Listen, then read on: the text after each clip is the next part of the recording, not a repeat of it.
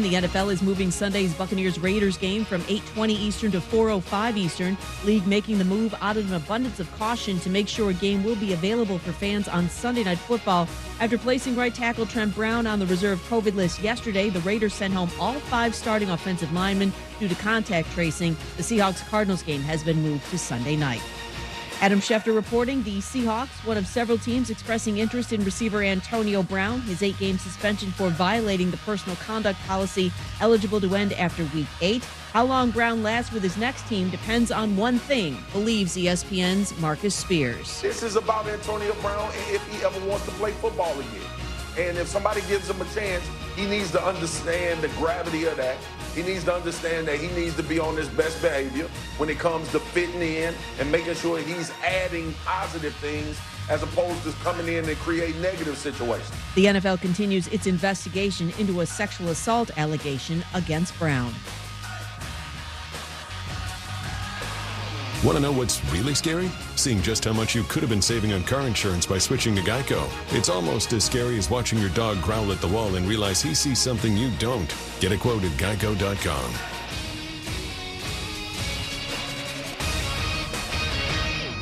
Matt Moscona. I'm very important. After further review. Say it one more time. After further review with Matt Moscona. And here we go. ESPN Baton Rouge, New Orleans, Alexandria.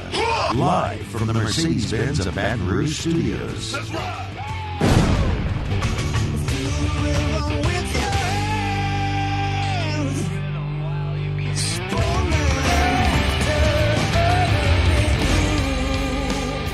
And off we go. Welcome aboard. Glad you're with us. AFR, presented by the Aesthetic Medicine and Anti-Aging Clinics of Louisiana. I'm Matt.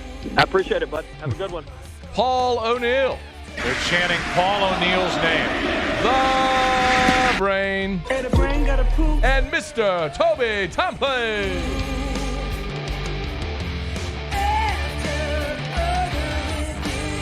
We're here. Glad you are as well. Get out there and make it a good one. Ton to get to. A Fantasy Blitz later this hour. Mike Detillier next hour. We will head up to Columbia, South Carolina at 5:15. Go to the wide shot, Paul. At 5:15. Talk to David Cloninger from the Post and Courier there in South Carolina. Fashionably late. Ryan Clark in studio with us. When you run and wear a mask, not cool, bro. Not good, man. Not cool. What do you think about the face masks in football that have that shield? Remember that was a big thing early? Like people said they couldn't breathe. It was like breathing through a bag. Have you talked to anybody that's worn them now, like with the ventilation thing? I know they said Russell's going to wear one early, but when he became Mr. Unlimited, I think he took it off because he realized that he would be limited had he worn it. So then, therefore, said nickname would not apply. Not applying. Look, it's Marcus. What up, Spears? Look at that, the Swagoo. Swagoo's doing awesome, man. Bro, you know what's crazy? So happy for that guy. Can I tell you what's crazy, Sconey? Please. He gave himself a nickname, and it stuck. It's like Shaq. Shaq can do that. Shaq can call himself the Big Cactus or the Big Aristotle. That is true, or all that stuff. What was he in Boston? The Big Shamrock? I think. Was it the Big Shamrock? I think so. He was only there for a second. But yeah, like maybe I about just half a second. Because like when they call him Swagoo, I'm like, that's just Marcus. You know, like that's Spears. I know, but it's stuck. Yeah, I like it. It's really worked a lot. I do like him, and he's big. He is big. Swagoo though. You know what? He was trying to do the 100 pounds down. Ryan Clarkson's studio, by the way. Marcus Spears is on NFL Live. So, Ryan, I mean, that's just typically how I'm trying to bring it together for the radio audience. Sorry, guys. No, you're good. The Marcus was doing like a 100 pounds down challenge about a year ago or so. I don't know if he maybe derailed or. Bro, you know what, though? Did he get on your snacks over everything challenge? Well, listen, snacks over everything is truly a movement that people should be a part of. Hashtag. What's crazy is, bro, I ate the honey buns in 2 days. Right? The honey buns were gone. Because remember, so when I sent you, I cleared them all out, bro. Yeah, bro. When I sent you the picture though, when I sent you the boomerang, that was like number 3. So I was, right? So that happened. Cinnamon Toast Crunch, gone. Gone, yeah, I believe that. But the Cinnamon Toast Crunch is the greatest cereal of all time. I don't want to go down this road with you again with Cinnamon Toast Crunch. It's a very good cereal. I'm not ready to say unanimously and unilaterally that it's the best ever. It doesn't have to be unilateral. I'm the only uni that matters. But so Dan Orlovsky called me. What does that even mean? I don't know. So Dan Orlovsky calls me, texts me today, and goes, RC, you got anything on these quarterbacks? Because he's doing LSU South Carolina this week. Okay. And so we got on the phone and we kind of started talking about it. And I have no idea who's starting, by the way, if I think I was going to say that. I started thinking about TJ Finley because TJ Finley played for. We raised your hand for.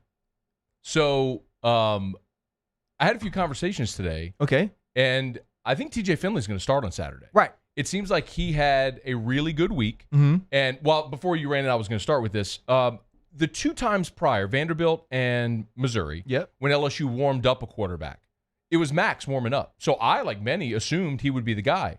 But Ed, when Joe Burrow came, did a true grading of the quarterbacks during camp during the week, and Joe won. And that's how we started against Miami back in 2018. Apparently, they did the same thing this week. I think TJ Finley won the starting job this week. I think everyone was expecting Max Johnson. I don't know if Ed will announce it tonight, but the overwhelming feeling I got today was Finley's the guy. Like, he had the good week, and he's going to be the guy. Well, I think that's what matters, right? When you put them in position to win a starting spot, because they haven't necessarily been competing for as much as you wanted to say it was it was Miles Brennan, and there was going to be a backup.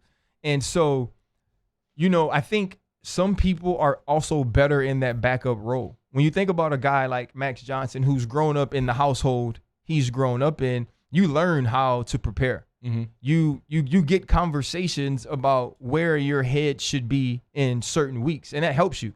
I know even for Jordan, when Jordan and I have conversations about where he is, there's a different perspective I can always give him on why he should work a certain way, why he should do certain things based upon where he is and the way I've seen things go. Whereas though TJ Finley's father is very present, he hasn't been in those same rooms that Max's father has. And so, when you look at a guy who's been preparing to play that position his whole life, he probably does do better with less reps. He probably does make you feel better about having to insert him in the game. And I guess Coach Orgeron, especially having 2 weeks to do it, truly did an evaluation of the two guys. And I want to be clear that news, you don't know for sure. Yeah, that news hasn't broken yet. Right. And maybe I'm not. Well, hell, maybe I did just break. Whatever. Ooh, Max. Yeah, right. Max. Someone come back and be like, hey, you were wrong. But Max Johnson. And I'm going to say it. TJ Finley. So now they're confused. Okay. Matt Moscona. I'm not starting. Brian Clark. Neither of us, although they might be able to use you more than they could me on Saturday. But I'm excited. Someone asked me this, RC. Actually, before I go, who cares what I think? Since I got you. We all care what you think. No, well, I do. But I got you. I'd rather utilize you. You've actually seen these guys. All I've seen is huddle highlights and whatever LSU's released, because we didn't get to see any spring ball. We didn't get to see any fall camp. So give me a thumbnail on each guy. So when you because where this started was you were Dan Orlovsky, and then I interrupted you. I'll get there eventually. With TJ, and I've seen him in the 7-on-7 circuit. It's one of those things like when you see him, you're like, oh, okay. The big kid, big arm. Yeah, you're like, I get it. He's 6'6", right? Right, yeah, he's 6'6". It's that long motion.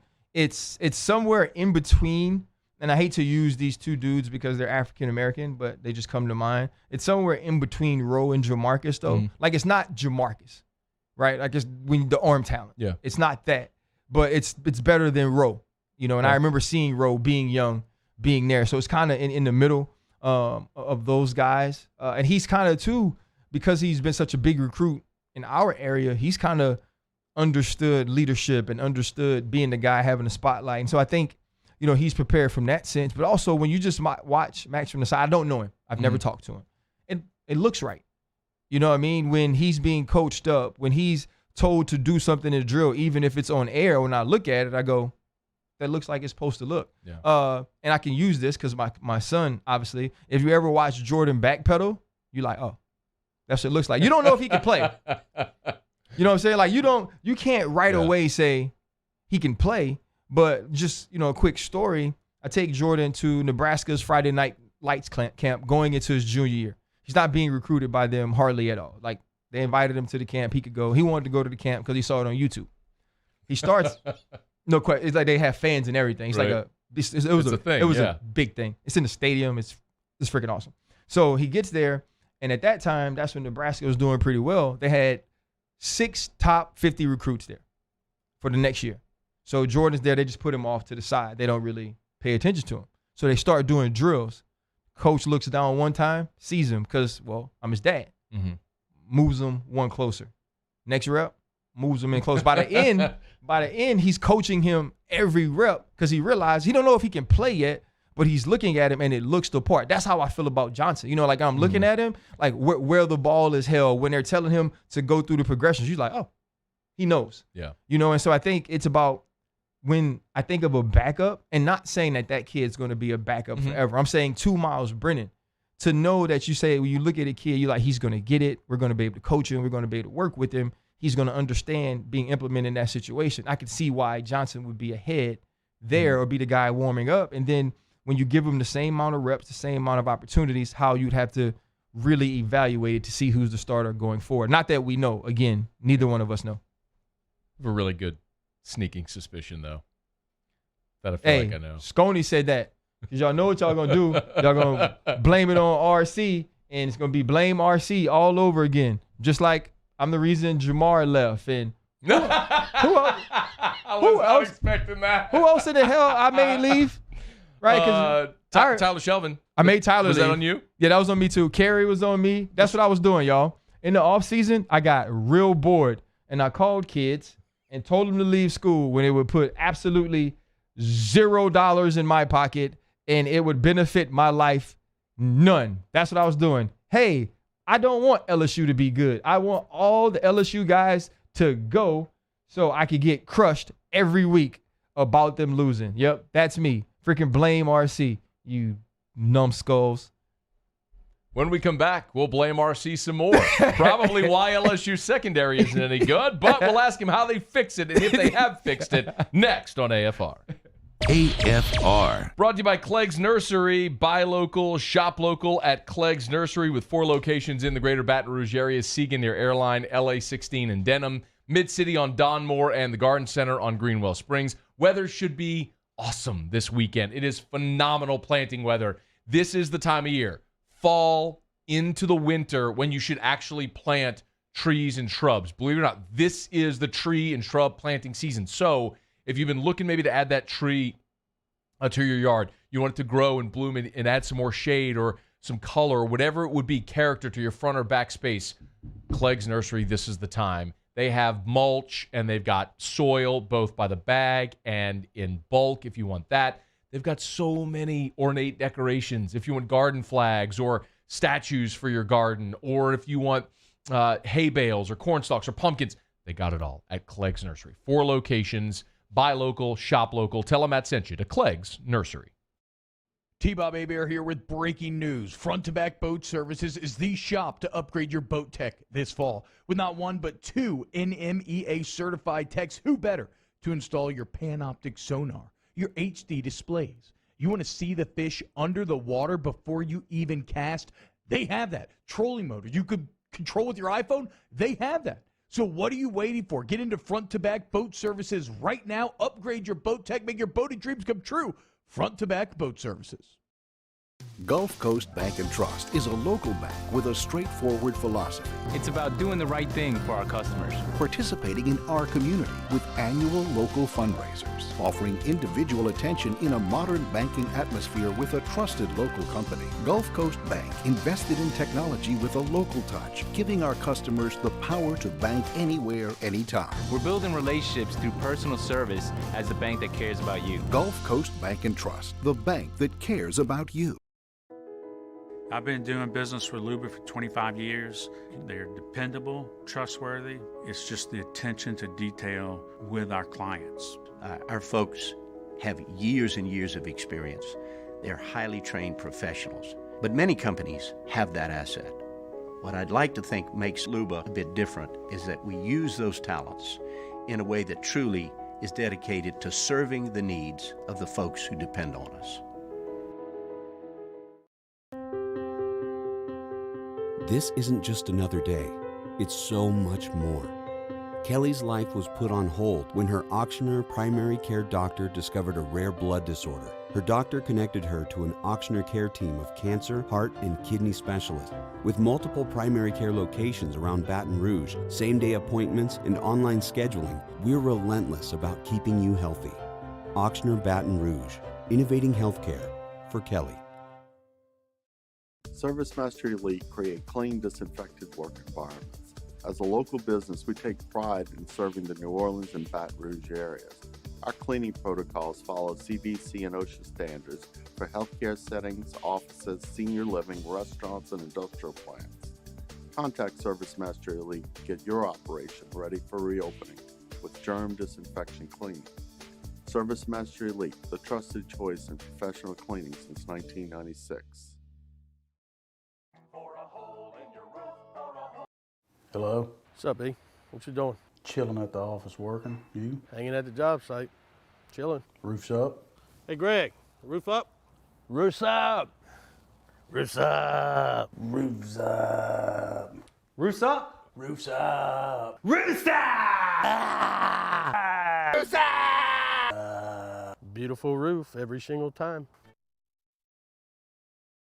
Here you go. All right. One, top speed.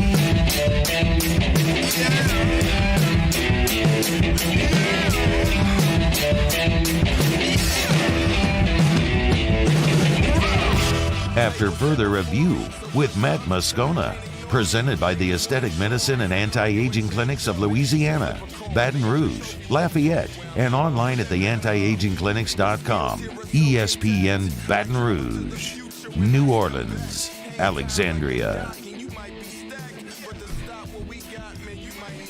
You know what one of my favorite parts of today is?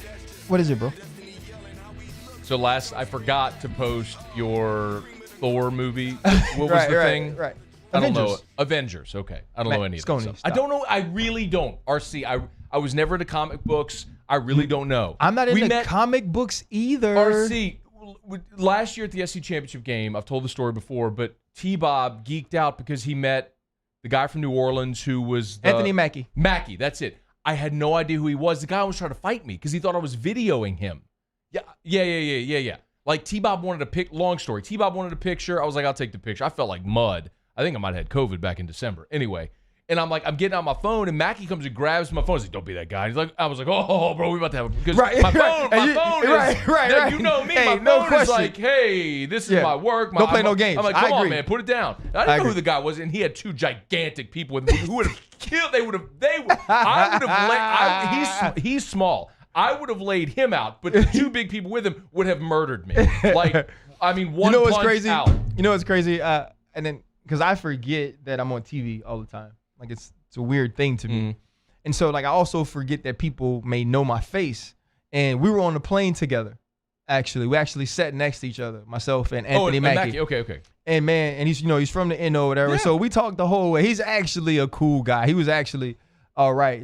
But you catch anybody in the wrong, Matt, Sconey, sometimes you got to lay him out, bro. You got to do your thing. But you know what it was that day? Like, he was at the game and he had been drinking, which, okay. Right. And I think he didn't want to be on video. Yeah. Which, respect, man, but that wasn't what it was. That wasn't and it wasn't the time either. That wasn't what it was about. Right, that wasn't the time. Yeah, anyway. So, but long story short, so I posted last week your Avengers plot thing. And so somebody today posted long story short, Sarah Spain ended up posting a picture of Achilles, Brad Pitt, the Achilles threesome picture. And she's like, what is this? How don't I know? Somebody went back and found the video of you last year. Did you see this? No. And retweeted to Sarah Spain like, hey, if you haven't seen it, let RC do the honors. And then, boom, it started all over blew again up today. again? You haven't seen it in your Twitter mentions? I've been working out, bro. RC, it's all day. Achilles! Dude, that was like October 24th from last year, and it's all up in my Twitter mentions again today. Sconey. Look at this guy. He was trying to give out smoke like Oprah. People laughing face emojis. When you're like, you want the smoke? Nobody wanted that smoke. He's trying to give out smoke like Oprah, and nobody wanted. And so it's blown up again today. Bro, you know what's crazy? I don't think I could do it again because I know the movie so well. Yeah. That's going to be the one time it's that good, though. It was organic. You know what I mean? We never talked about that. You just went into it. Yeah, that's going to be the one time it's that good. So we're not going to do it again. Rocky was really good. I messed up last week because I didn't know the movie you were talking about. It's okay, though, because Stingley, Lil Sting hit me up. He's like, RC, I know exactly what you mean, and I agree. Derek Stingley Jr., fan of the show. So is it either that you're very mature and I'm a child? I have the mind of a 19-year-old college student. Man, maybe. No, but see, I think Avengers probably has a broader scope. I'm just the guy that doesn't watch movies or TV. Or like, I didn't see the Tiger King. I didn't watch Tiger King either, though. I mean, once I realized it wasn't an LSU documentary, I had no interest. If it were an LSU documentary, then the defense of the Tiger would not be very good. Segue. How about that? Liked it. Professional hey radio guys, guy. We're doing radio here. Just so you know. Professional. Clap it up. You know what, man? I think. Did you say clap it up or lap it up? Clap it up. He was clapping it up over there. Oh. So watching Auburn, South Carolina last week. Here is that I do not miss football. Right? Like playing it, you mean? Yeah, I don't miss it. There are times I want a play, though. And what I mean by that is, like, I see something happen in the game and I go, ooh, that would have been fun. So I'm watching South Carolina second half against Auburn, and they are just running the football every stinking play. And running back gets out, and he had space, Sconey. Like, he could go right, he could go left, he could cut, he can spin around in a circle, pirouette, do whatever he wants, bro. And he looks up the safety. I don't remember his name from Auburn, number 21. Mm-hmm. And I saw it. They locked eyes, and everybody made a gentleman's agreement that we were not moving off this track. That's what I love about football. If I miss anything, if I could put the pads on again, it would be the title of my putting the pads on again movie would be Small Spaces. Right? Because that's what to me football is about. Like, they created their own small space because, like, by not being that talented, you know, or people saying I wasn't that athletic, like, I found ways to make myself valuable, and not blinking or not flinching was one of those things. Like, I felt like people talk about Derrick Henry. Yeah, he might stiff on me, like, out in the open. In a small space, I'd win. Because I always felt like the person that was least worried about going to sleep can win in small spaces. I was least worried about it. And so when I watch South Carolina, this game comes down to defensively for LSU. Are you going to win in a small space? Are you going to be tougher than the South Carolina Gamecocks offense is? Is Damone Clark, Gabriel Cox, Jacoby Stevens, when these guys are faced and looking at these big backs, when they have to take on blocks, are you going to be physical enough? Are you going to be willing to trade some leather, to trade some pads? And if you do that, LSU can beat this team because they're not talented on the outside. They want to run the football. They want to play good defense. They're almost built very Georgia-like, where it's still football, where it's not like this other stuff that other people are playing, you know? Where nobody tackles. And what's crazy is, like, Alabama's like kind of merged perfectly in the middle. Yeah. Right? Clemson's kind of merged perfectly in the middle. And then you have the South Carolinas and the Georgias who are way on the other side, but they can still win.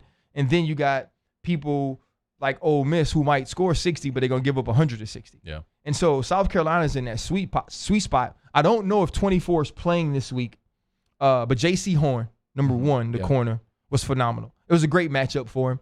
He was playing a light body, but he was really good. Shiloh Sanders is Deion's son, actually. Yeah. He's the starting safety. He's young. I think you'll probably try to use him I would double Terrace. Right? I would double Terrace. Here's why I'm excited, though. Okay. We haven't created football outside of the numbers. Right? We haven't created any deep balls down the field outside the numbers. Last year, we were able to for two reasons. Our quarterback was a dude, right? Mm-hmm. And our outside receiver, sirs, too, because we had Terrace and Jamar at the time, were just phenomenal. So we could create. We haven't been able to do that, whether it's not having the wide receivers, Miles not necessarily being ready to throw the football out there, or arm strength, or whatever it is. If it's TJ, let's say, what I do know is the arm strength is there, right? Are they, if Terrace is taken away, will they be willing to go outside and make plays? This is something Joe Brady and I, discussed.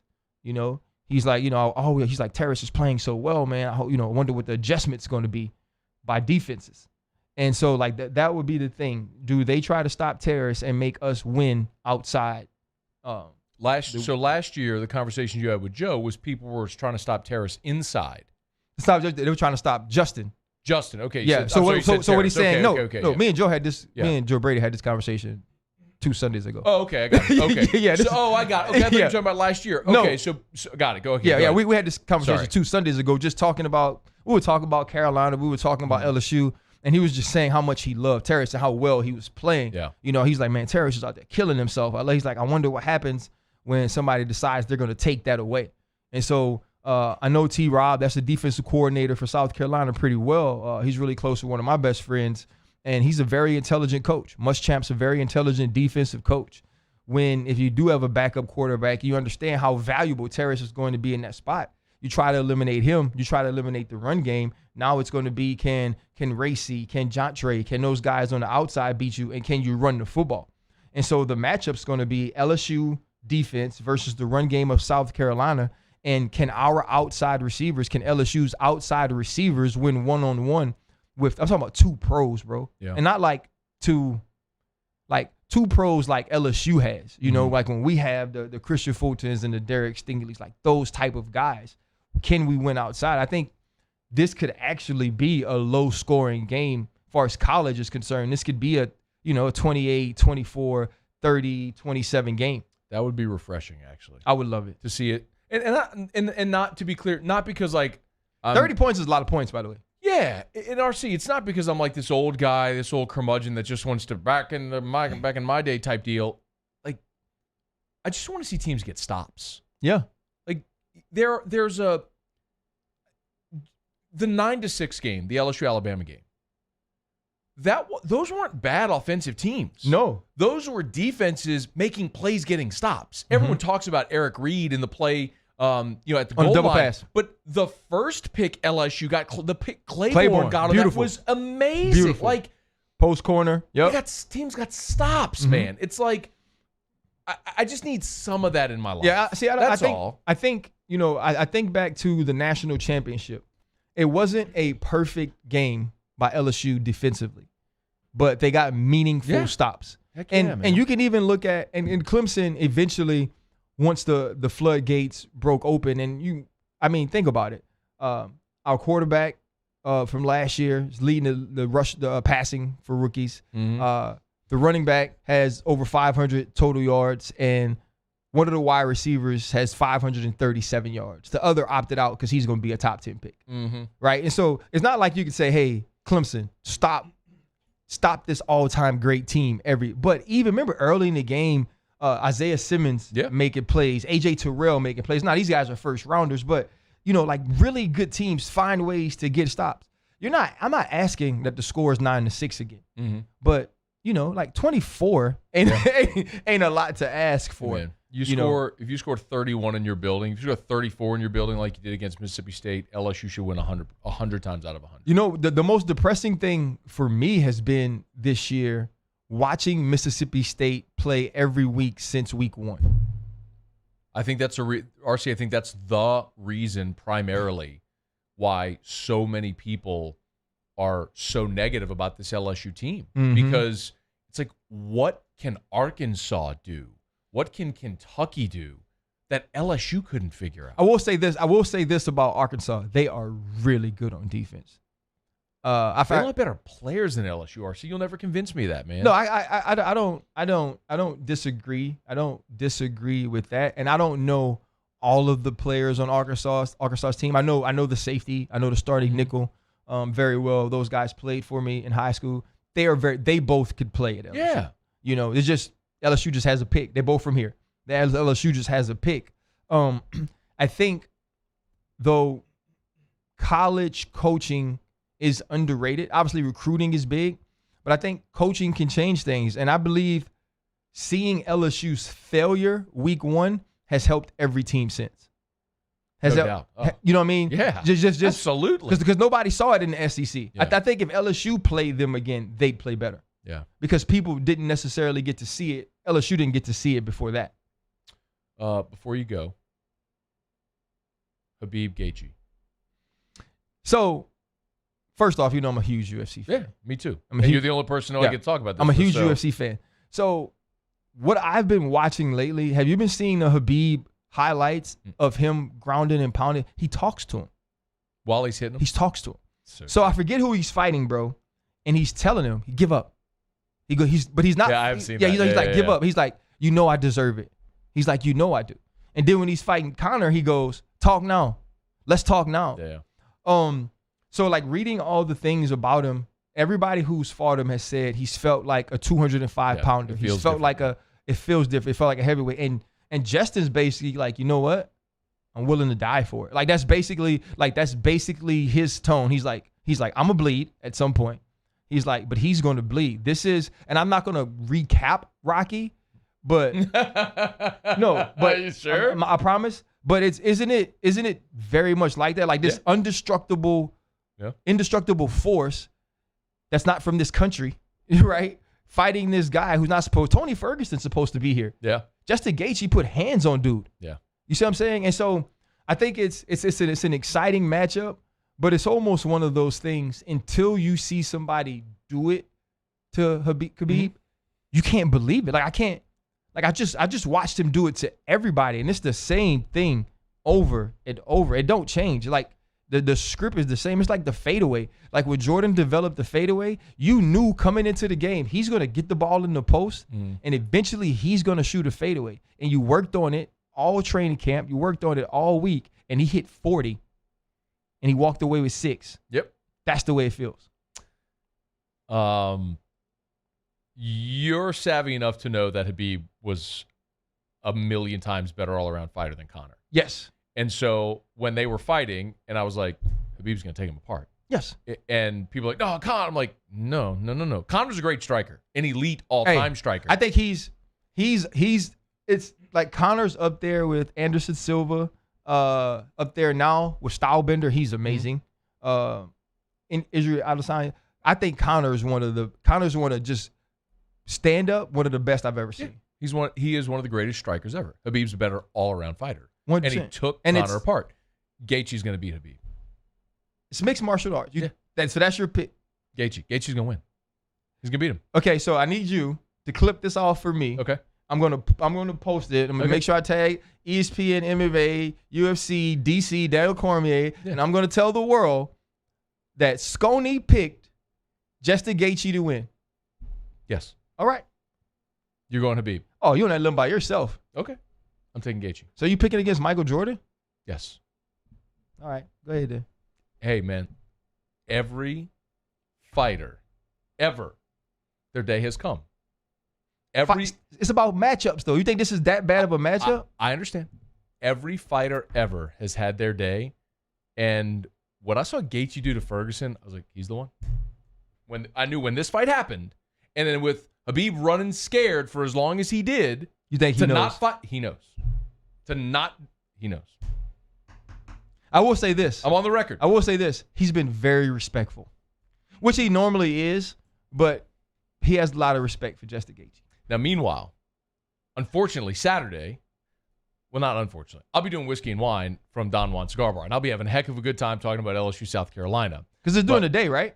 Fight. It's early. It's a day fight. So it's 2 Eastern. So the card starts at 1 Central. So I'll be watching LSU and then postgame and all that stuff. So I'm probably going to miss the fight. Well, I'm going to miss the fight. I know I'm going to miss the fight because I have to work Saturday. But I'm on the record. All right, bet. Gaethje. If they lose, if he loses, I want a honey bun. You got it. What I owe you if I lose? A honey bun. Okay. It will not go. By the way, it will not go to decision because you're not gonna. I believe that. You're I believe not it's not going to be beat decision. Habib by decision. You're not going to take someone's belt on the judges' scorecards.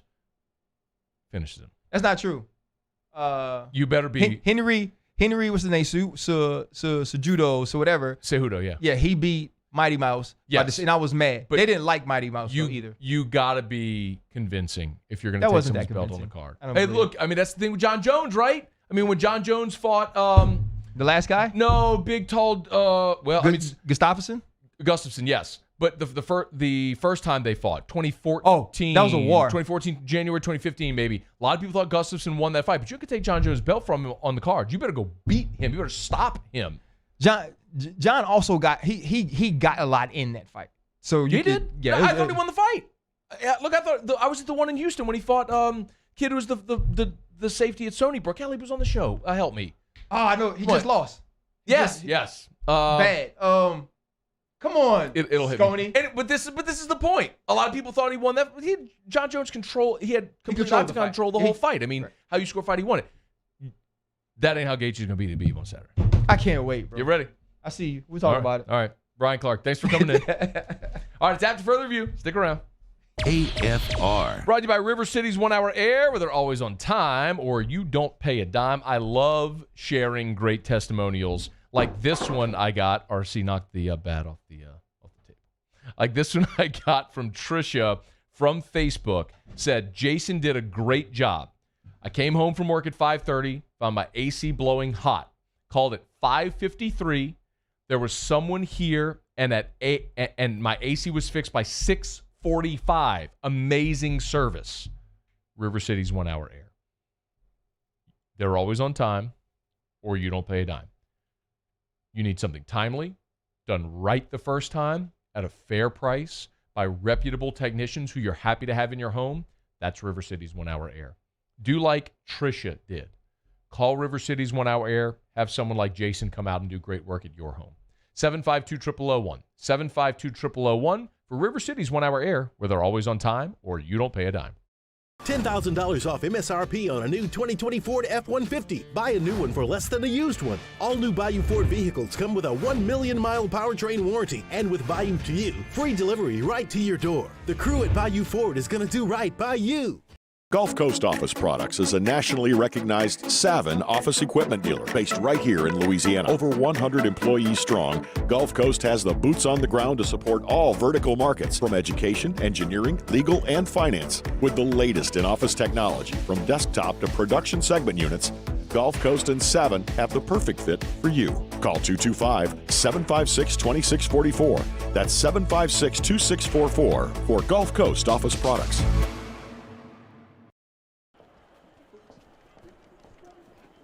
The winner is the dog with antioxidant vitamin C. Given the choice, why wouldn't you choose the one with antioxidant vitamin C? Choose Vizzy Hard Seltzer. At GMFS Mortgage, thanks to you, we've been changing lives for over 21 years. So far this year, that includes providing thousands of meals for the homeless, donating and helping raise $125,000 for the Greater Baton Rouge Food Bank, feeding hundreds of police officers during the stay-at-home order, and feeding local nursing homes. So if you're ready to buy, build, renovate, or refinance, choose a local lender that's changing lives in our community. Choose GMFS Mortgage today. GMFS, changing lives. At All-Star Toyota, you get it all. If you're in the market for an all-new Toyota vehicle, come see our friendly and knowledgeable sales team at All-Star Toyota. Located in Baton Rouge at the corner of Airline and Goodwood, we've been serving our community since 2005 by offering a large selection of new Toyota cars, trucks, and SUVs. Get behind the wheel of your dream car and take a test drive at All-Star Toyota today.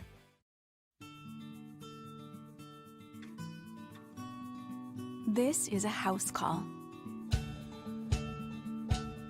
This is a follow-up appointment. This is a diabetes checkup.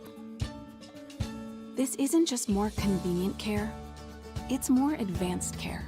This is innovating healthcare at Louisiana's #1 hospital, Auctioner. To all of our heroes working on the front lines of this COVID-19 pandemic, your bravery and selflessness represent the very best of us, and we want to say thank you. I'm asking everyone around the state to join me in celebrating the heroism of our healthcare professionals on the 19th of every month at 1900 hours, that's 7 p.m. Write a note of appreciation, make plans to donate to charitable organizations, or say a prayer. To learn more, visit 19thanks.org. Thank you, and God bless.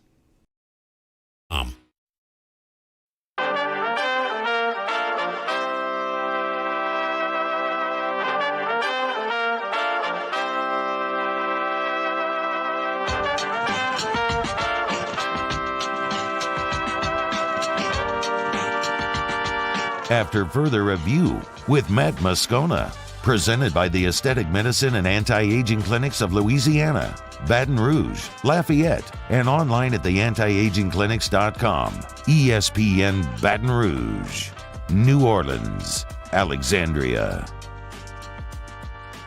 All right, rolling along. Going to move quickly here because we got to get to Darin Tietgen of Who2Start.com. Our fantasy blitz is coming up. Mike Detillier in 20 minutes from right now. Also in the 5 o'clock hour, David Cloninger, who's with Post and Courier up there in Charleston, South Carolina. He'll join us to preview, give us a thumbnail on the South Carolina Gamecocks who are coming into Tiger Stadium this weekend. We're very much looking forward to that. As always, brought to you by the Aesthetic Medicine and Anti-Aging Clinics of Louisiana, where Christmas in November is coming up on November the 5th.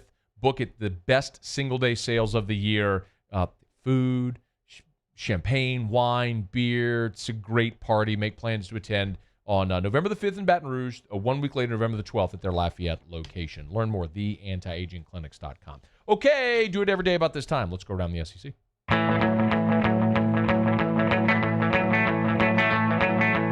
Around the SEC, presented by Gulf Coast Office Products, excellence in imaging solutions. The Alabama Crimson Tide.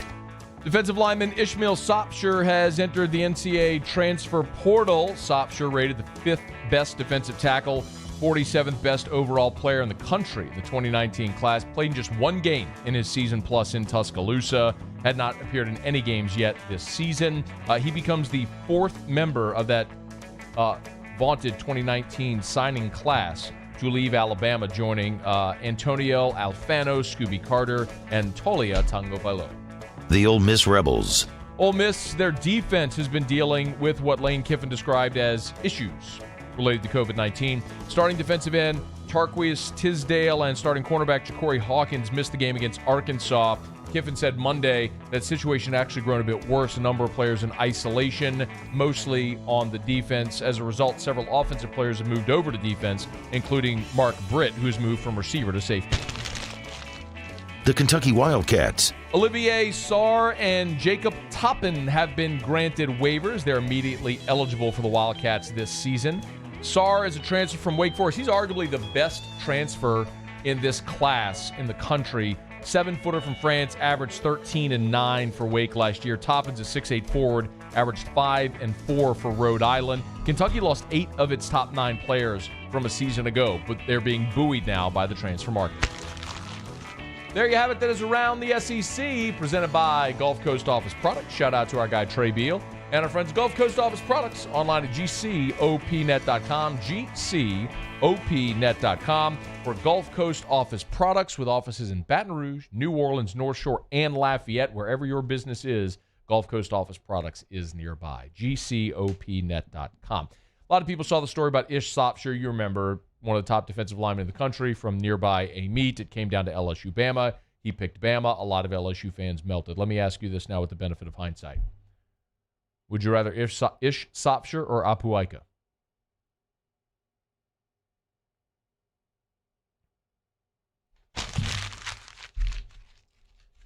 Y'all, I'm not going to say you don't go recruit a highly touted top 50 player nationally from 45 minutes from your campus.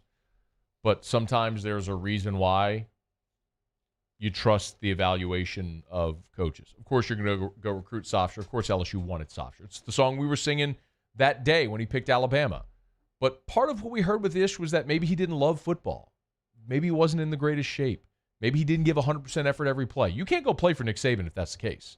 So I'm not surprised to see this news from Sopsher and that he didn't really make an impact. We'll see if he can get it somewhere else. So wish him luck. This isn't throwing dirt on that kid's grave. I wish him the best. I mean, hell, if he wanted to transfer to LSU, come back close to home and play for the Tigers, it'd be awesome. But I also think sometimes you got to realize, man, you trust the coach's evaluations. They're going to sign 25 really good players, even if you miss on the kid nearby. I mean, it's the Hootie Jones, Jamal Adams thing. People melted because LSU missed out on Hootie Jones. They signed Jamal Adams. I think that worked out okay. All right, it's after further review. Let me knock out our break here. We'll come back. Fantasy Blitz with Darin Tietgen, Who2Start.com. Before you set your fantasy football roster, check with our guys at Who2Start.com. Darin Tietgen joins us next. It's AFR.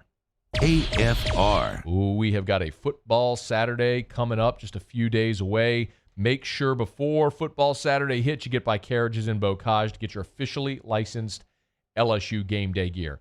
They've opened up the College Vault Series again. The Sailor Mike logo on the Peter Millar Performance Gear shirts. They're available at Carriages in Bocage. So many awesome options from Carriages.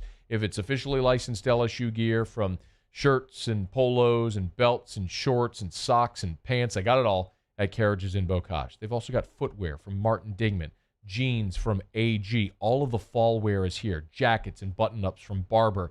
They've got the suede bomber from Stenstrom's. Check it out at Carriages in Bocage or online at carriagesbr.com. Maybe my favorite item this time of year, the Billy Reed Pensacola Polo. It's extra soft. It's lightweight. If maybe you want something on your sleeves in that afternoon, but you don't want to carry an extra layer, the Pensacola Polo from Billy Reed. It's at Carriages in Bocage. Online, carriagesbr.com.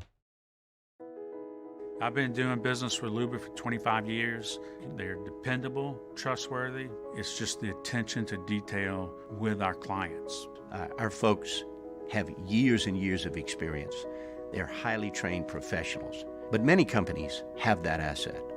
What I'd like to think makes Luba a bit different is that we use those talents in a way that truly is dedicated to serving the needs of the folks who depend on us. At All-Star Toyota, you get it all. If you're in the market for an all-new Toyota vehicle, come see our friendly and knowledgeable sales team at All-Star Toyota. Located in Baton Rouge at the corner of Airline and Goodwood, we've been serving our community since 2005 by offering a large selection of new Toyota cars, trucks, and SUVs. Get behind the wheel of your dream car and take a test drive at All-Star Toyota today. Are you a licensed contractor? There's lots of good contractors in Louisiana doing work the right way, but unfortunately, too many unlicensed contractors are working outside the licensing requirements. Working as a contractor in Louisiana requires a license for the company doing the work. The Louisiana State Licensing Board for Contractors wants to help you get licensed to allow you to conduct work legally. It's not difficult to get the license. We can help you. Go to lacontractor.org for more information. Licensed contractors, it's the law. T-Bob Hebert here with breaking news. Front to Back Boat Services is the shop to upgrade your boat tech this fall. With not one but two NMEA certified techs, who better to install your Panoptic sonar, your HD displays. You want to see the fish under the water before you even cast? They have that. Trolling motor you could control with your iPhone? They have that. So what are you waiting for? Get into Front to Back Boat Services right now. Upgrade your boat tech. Make your boating dreams come true. Front to Back Boat Services. Gulf Coast Bank and Trust is giving our customers the power to bank anywhere, anytime during this challenging event. And we're right there with you. Our mobile banking app is a smart way to manage your money and time. Gulf Coast Bank and Trust, the bank that cares about you. Do you have or have you had COVID-19? Antibody screening or rapid molecular testing can tell you. Lake Urgent Care Lake After Hours offers both with results from molecular testing in minutes. Learn more at lakeurgentcare.com. This isn't just another day. It's so much more. Kelly's life was put on hold when her auctioneer primary care doctor discovered a rare blood disorder. Her doctor connected her to an auctioneer care team of cancer, heart, and kidney specialists. With multiple primary care locations around Baton Rouge, same-day appointments, and online scheduling, we're relentless about keeping you healthy. Auctioneer Baton Rouge, innovating healthcare for Kelly.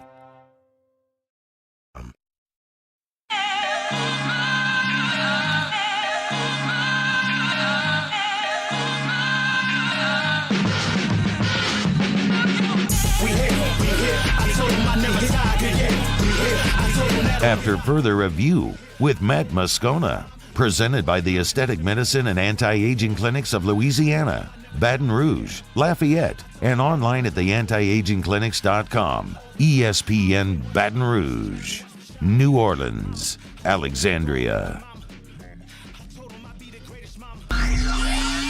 After further review, this is the Fantasy Football Blitz. Do you know who I am? Powered by whotostart.com. Who the hell are you? whotostart.com. Hello. The Fantasy Football Blitz. Who the buttons? This is the Fantasy Football Blitz, powered by whotostart.com on 104.5 ESPN Baton Rouge and 104.5 ESPN.com. All right, Darin Tietgen, whotostart.com, joins us for our Fantasy Blitz, personalized fantasy football advice. Get your questions in. Tweet me at Matt Moscona or jump at the Bayou Ford YouTube chat. Darin, how are you? I'm doing good. How are you guys doing? Well, you'd have to be a complete and total football degenerate or a fantasy football player to care about the Thursday night game, but it's what's on the docket tonight. Giants, Eagles, couple of one-win teams. Anything we're looking for in this ballgame? Sure, yeah. I mean, the NFC East, or the NFC least, I guess they're calling it these days, is still up for grabs. So, you know, a lot of predictions say that the Eagles are probably going to take it. So, if that's going to be the case, they're going to have to do, or Carson Wentz is going to have to continue to do more with less. And I'm not comparing him to Tom Brady, but so far Wentz has been doing it with guys named Travis Fulgham and Richard Rodgers, and tonight he's going to have to do it without his usual starting running back Miles Sanders. So look for Boston Scott to fill in. So if you need a plug-and-play running back, Boston Scott could work. And it looks like Richard Rodgers, it might be the starting tight end, and that offense does favor tight end, so he could be a nice plug-and-play option as well. So we always look, of course, at the teams on bye. So this week we're talking about the Colts, Dolphins, Vikings, the Ravens. So people may obviously need some quarterback help.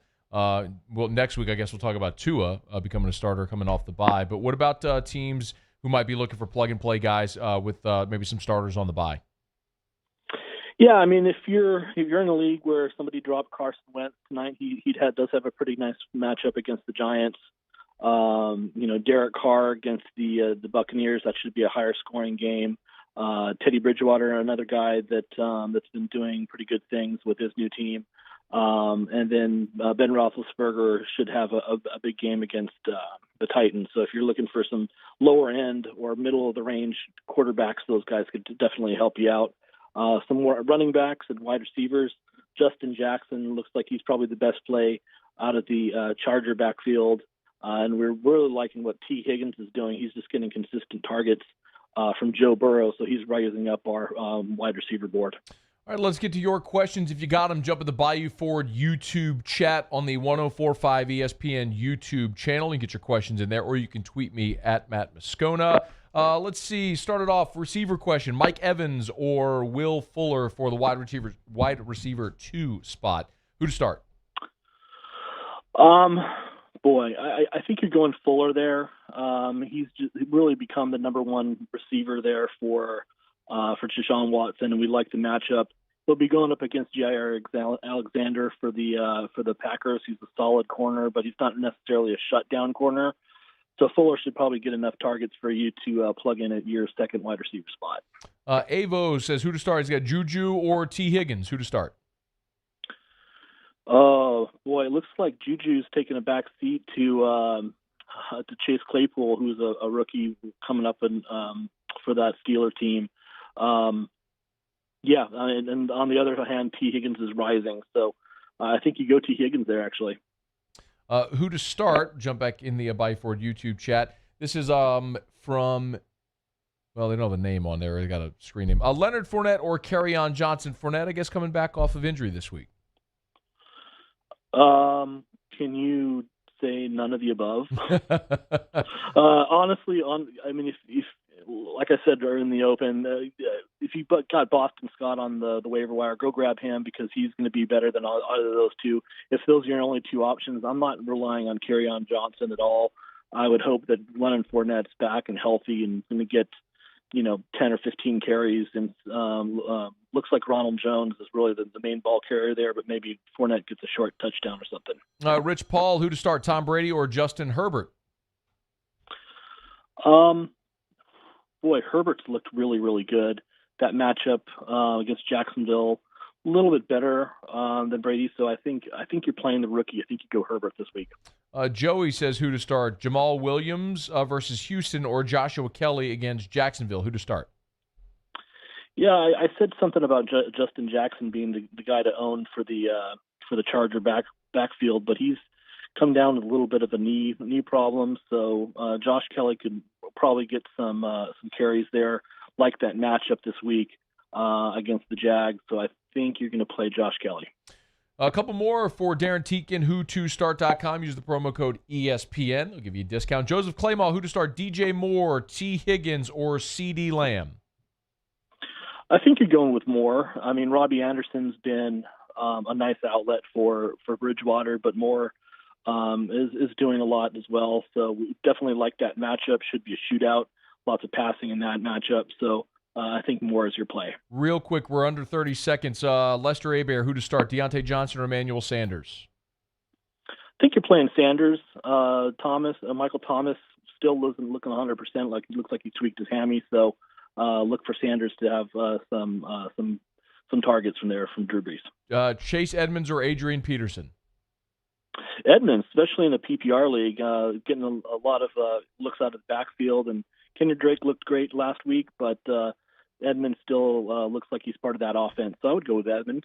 Darin Tietgen, who2start.com, the numeral 2, who2start.com. Use the promo code ESPN. Thanks, D.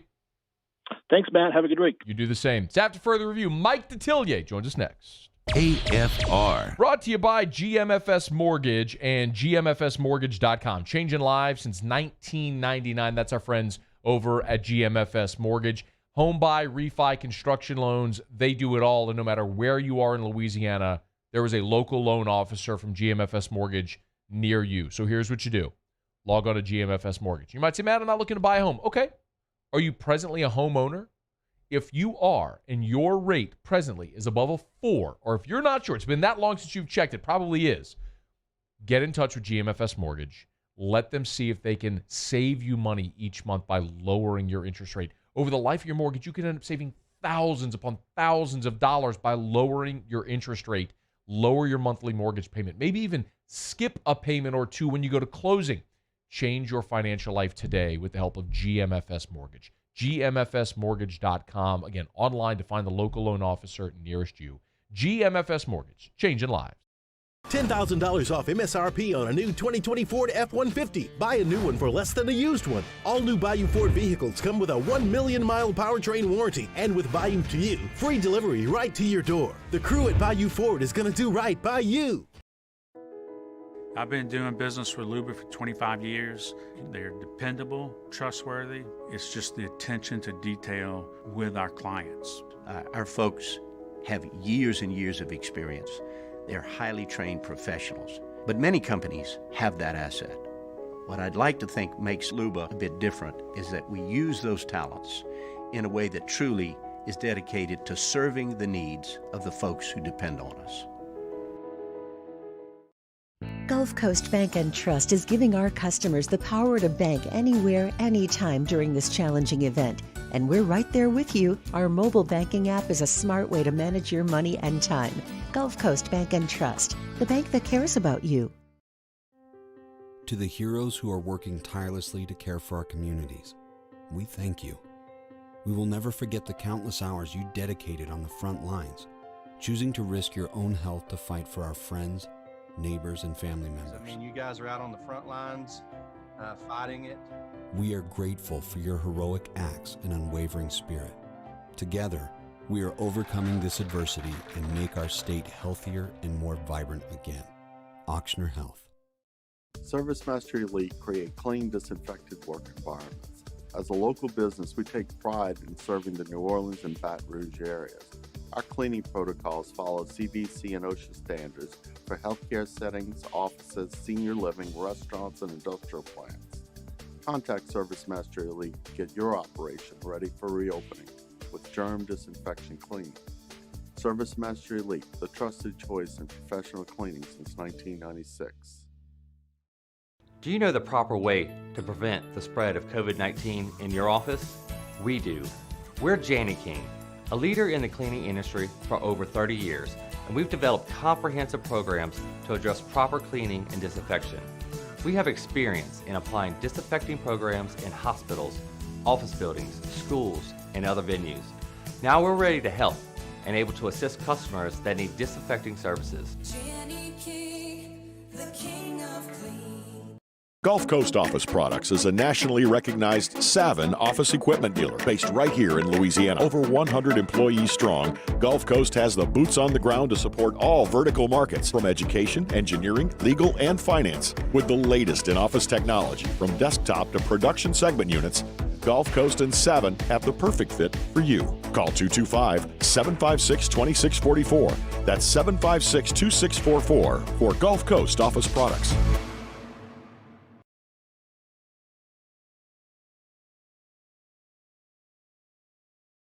Callahan Injury Lawyers is SportsCenter. I'm Christine Lisi. Breaking news, the Raiders putting 5 players, including 4 starting offensive linemen, on the reserve COVID-19 list after all 5 were deemed high-risk contacts today. Tackle Trent Brown already on the COVID list, so Las Vegas could potentially be without all 5 starting O-linemen Sunday against the Buccaneers. That game moved from 8:20 to 4:05 Eastern by the NFL. Seattle at Arizona, now the Sunday night game. The Seahawks, among several teams expressing interest in receiver Antonio Brown, reports ESPN's Adam Schefter. Brown's 8-game personal conduct policy-related suspension eligible to end after Week 8. Seattle would be a good landing spot for Brown, who has had a handful of off-field issues, believes our Keyshawn Johnson. Because they have things that are in place in Seattle, and they believe helping guys as much as they can. And I think there's some leadership in Seattle, not just in the football field, but in the organization, that certainly could help a guy like Antonio Brown. Keyshawn of Keyshawn Johnson, Jay Williams, and Zubin Mehenti. The NFL is also investigating a sexual assault allegation made against Brown. Think O'Reilly Auto Parts for all of your car care needs. We're close, convenient, and known for our guaranteed everyday low prices and excellent customer service from professional parts people you can trust. Stop by your local O'Reilly Auto Parts today. O'Reilly Auto Parts. Better parts, better prices every day. Matt Moscona. I'm very important. After further review. Say it one more time. After further review with Matt Moscona. And here we go. ESPN Baton Rouge, New Orleans, Alexandria. Live from the Mercedes-Benz of Baton Rouge Studios. That's right.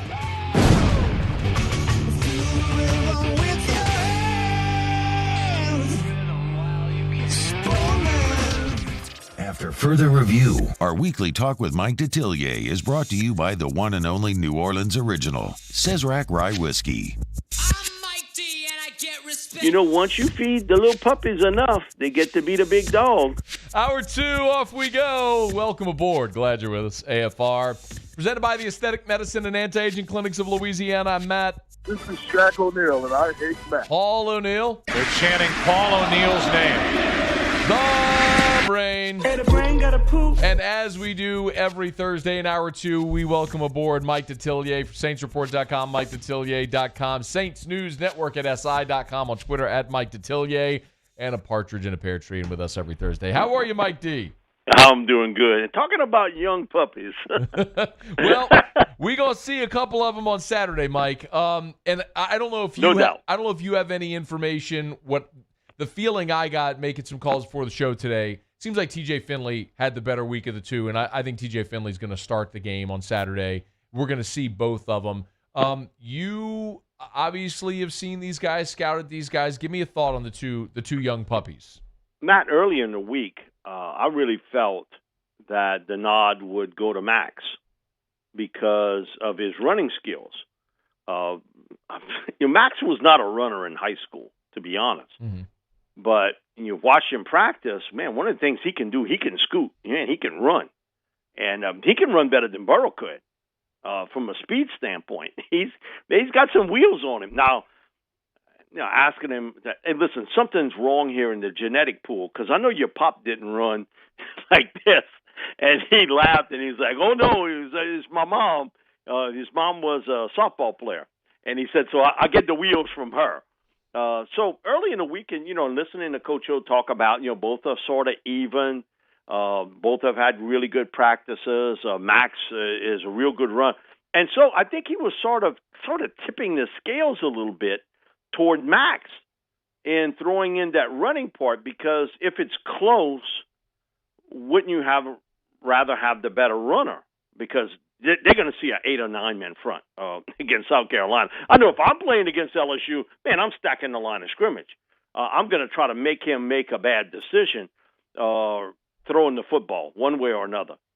But yesterday, his comment about during his show about, man, TJ has had the less amount of missed passes and drops. So it has me, okay. He early in the week it was Max. Now he's talking about TJ, and I agree with you totally. I think you'll see both. This sort of kind of popped in my head that this was, I think 3 years ago at the Manning camp. Peyton was kind of shooting the breeze before the Thursday throw-in session for the college counselors. And he was telling me, and I remembered it, but then he kind of brought it more to light that, as a true freshman, he really began the season as the third-string quarterback. And so he said, I wasn't expecting I'm going to play. Jerry Colquitt was the starting quarterback that particular year. And Todd Helton, who goes on to have a really good baseball career, was the number 2 guy, and Peyton's 3. And he says, all of a sudden, Colquitt gets hurt. I think it's the first series. It might have been either the 7th or 8th play, something like that. And then Helton didn't do well. And all of a sudden, the freshman Peyton Manning gets thrown in there. And he said, I didn't do real well. He said, I thought I was prepared to play college football. And he said, I found out real quickly I wasn't. He said, a couple weeks later, guess who he's playing? Florida, which has been the pain in the Wcka Bay to Tennessee all that time period.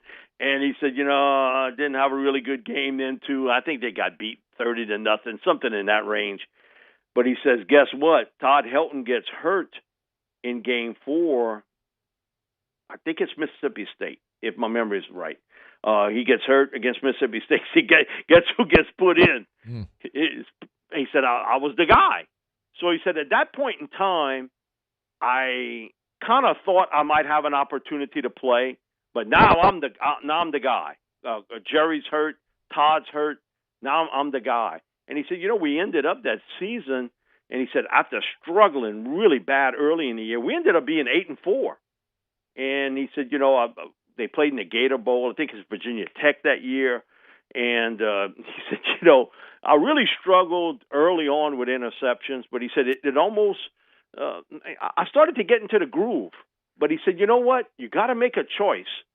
And he said, I give Coach Fulmer a lot of credit. Really, he had no choice at that point. Once Jerry Colquitt gets hurt and Helton gets hurt, he had really no choice but to play me. But I became the guy. And he said, the team accepted me that I was the guy. And he said all these, sophomores and juniors and seniors who were playing was like, hey, Peyton, we don't care about how you do it. Figure out a way to win. And he said, that's what I'm going to talk to these young kids tonight. Going back, and he said, remembering that freshman year. But he said, I think about it, Matt. Has anybody been more prepared to play as a true freshman than Peyton Manning? You think about that situation. Now, again, it's a different time, different situation, because, we are talking about this is 1994 with Peyton. So things have evolved a little bit, with the 7-on-7 and being able to practice with your team and everything else.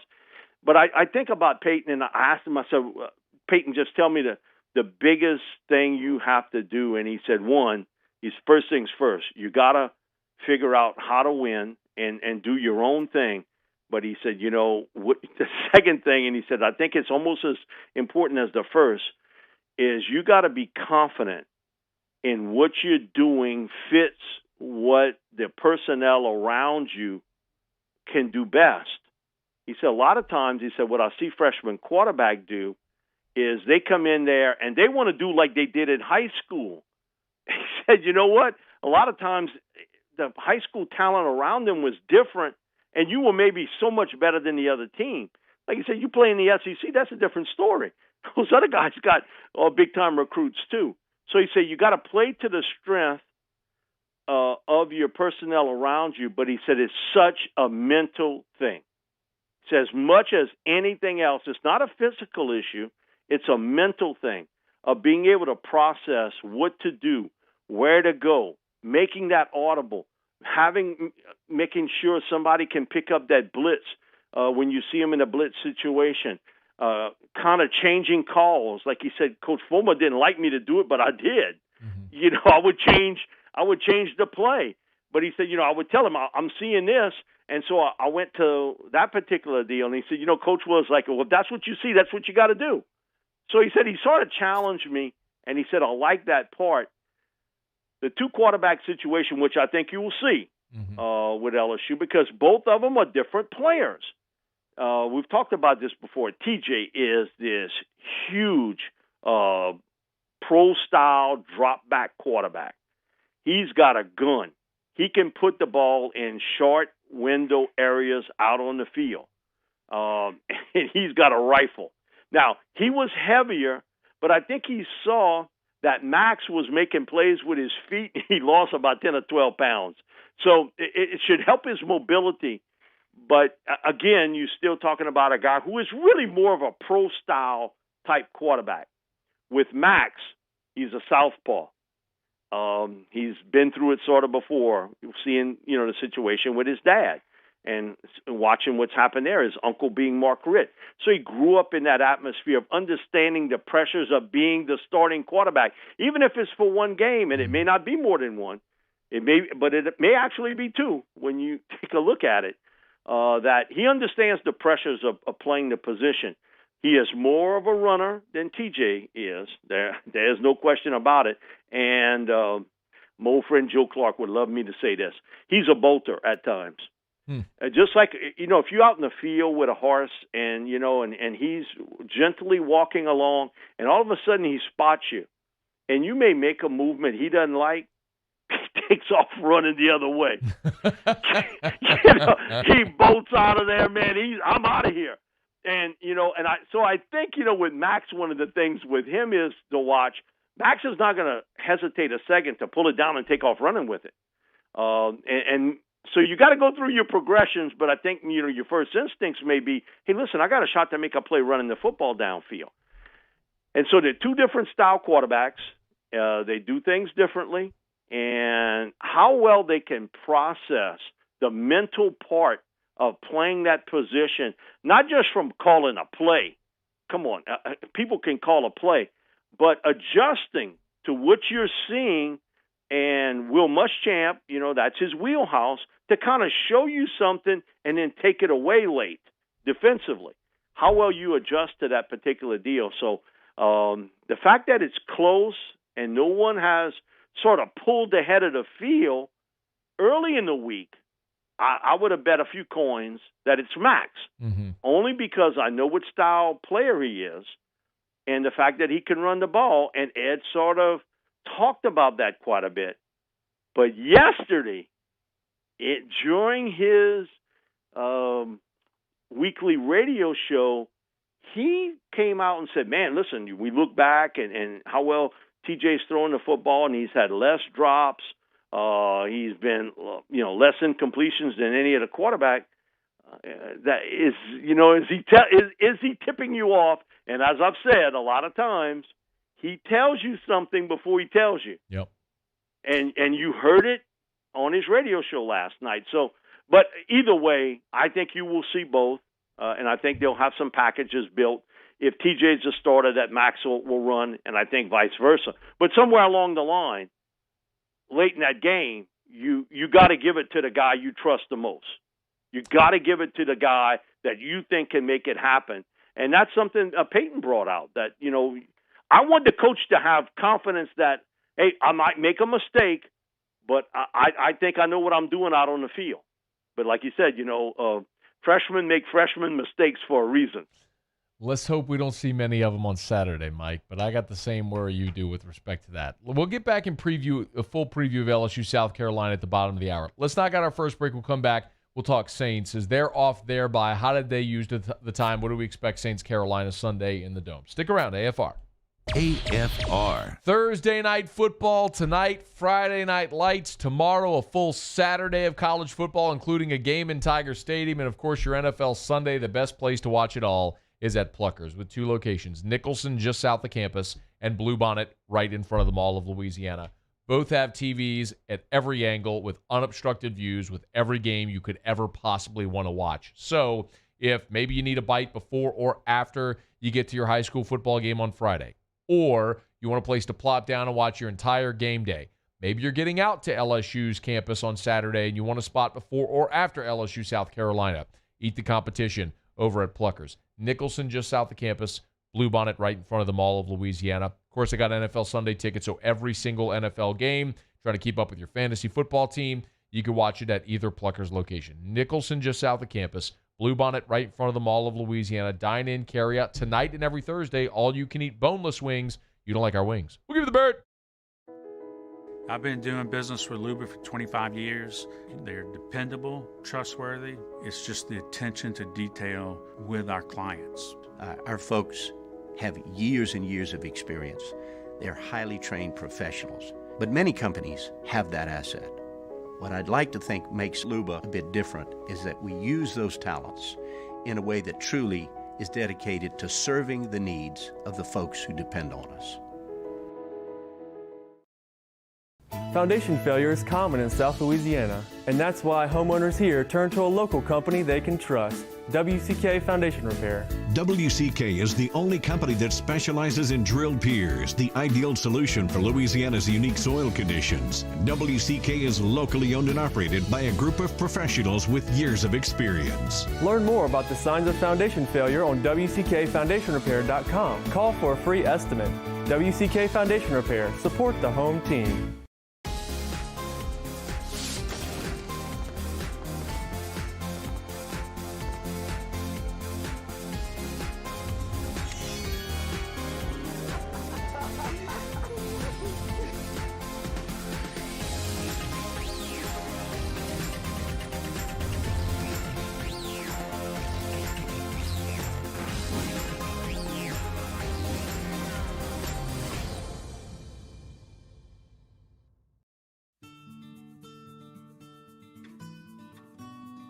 This is a house call. This is a follow-up appointment. This is a diabetes checkup. This isn't just more convenient care, it's more advanced care. This is innovating healthcare at Louisiana's #1 hospital, Auctioner.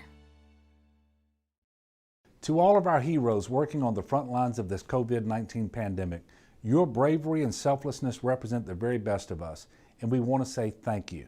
I'm asking everyone around the state to join me in celebrating the heroism of our healthcare professionals on the 19th of every month at 1900 hours, that's 7 p.m. Write a note of appreciation, make plans to donate to charitable organizations, or say a prayer. To learn more, visit 19thanks.org. Thank you, and God bless. At All-Star Toyota, you get it all. If you're in the market for an all-new Toyota vehicle, come see our friendly and knowledgeable sales team at All-Star Toyota. Located in Baton Rouge at the corner of Airline and Goodwood, we've been serving our community since 2005 by offering a large selection of new Toyota cars, trucks, and SUVs. Get behind the wheel of your dream car and take a test drive at All-Star Toyota today.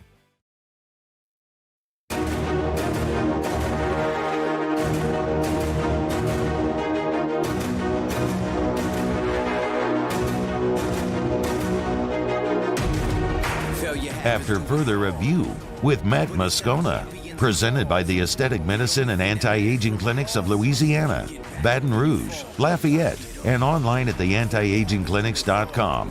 ESPN Baton Rouge, New Orleans, Alexandria. Our weekly talk with Mike Detillier is brought to you by the one and only New Orleans original, Sazerac Rye Whiskey. Remember to pick up some Sazerac Rye wherever you are. Enjoy your football. Neat rocks and your favorite cocktail. Sazerac House is open again, corner of Magazine and Canal. SazeracHouse.com for more info.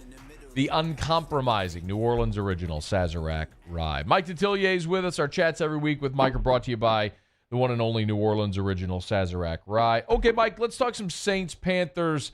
Let's start, Mike, with, I guess, where we started a week ago with Michael Thomas. But a new issue has arisen with the hamstring. What are we expecting from Mike Thomas on Sunday? Yeah, and I brought it up last week. When he made his little comment about what, nobody knows the full story about what happens, and I've had a little setback. Now, he said that early last week.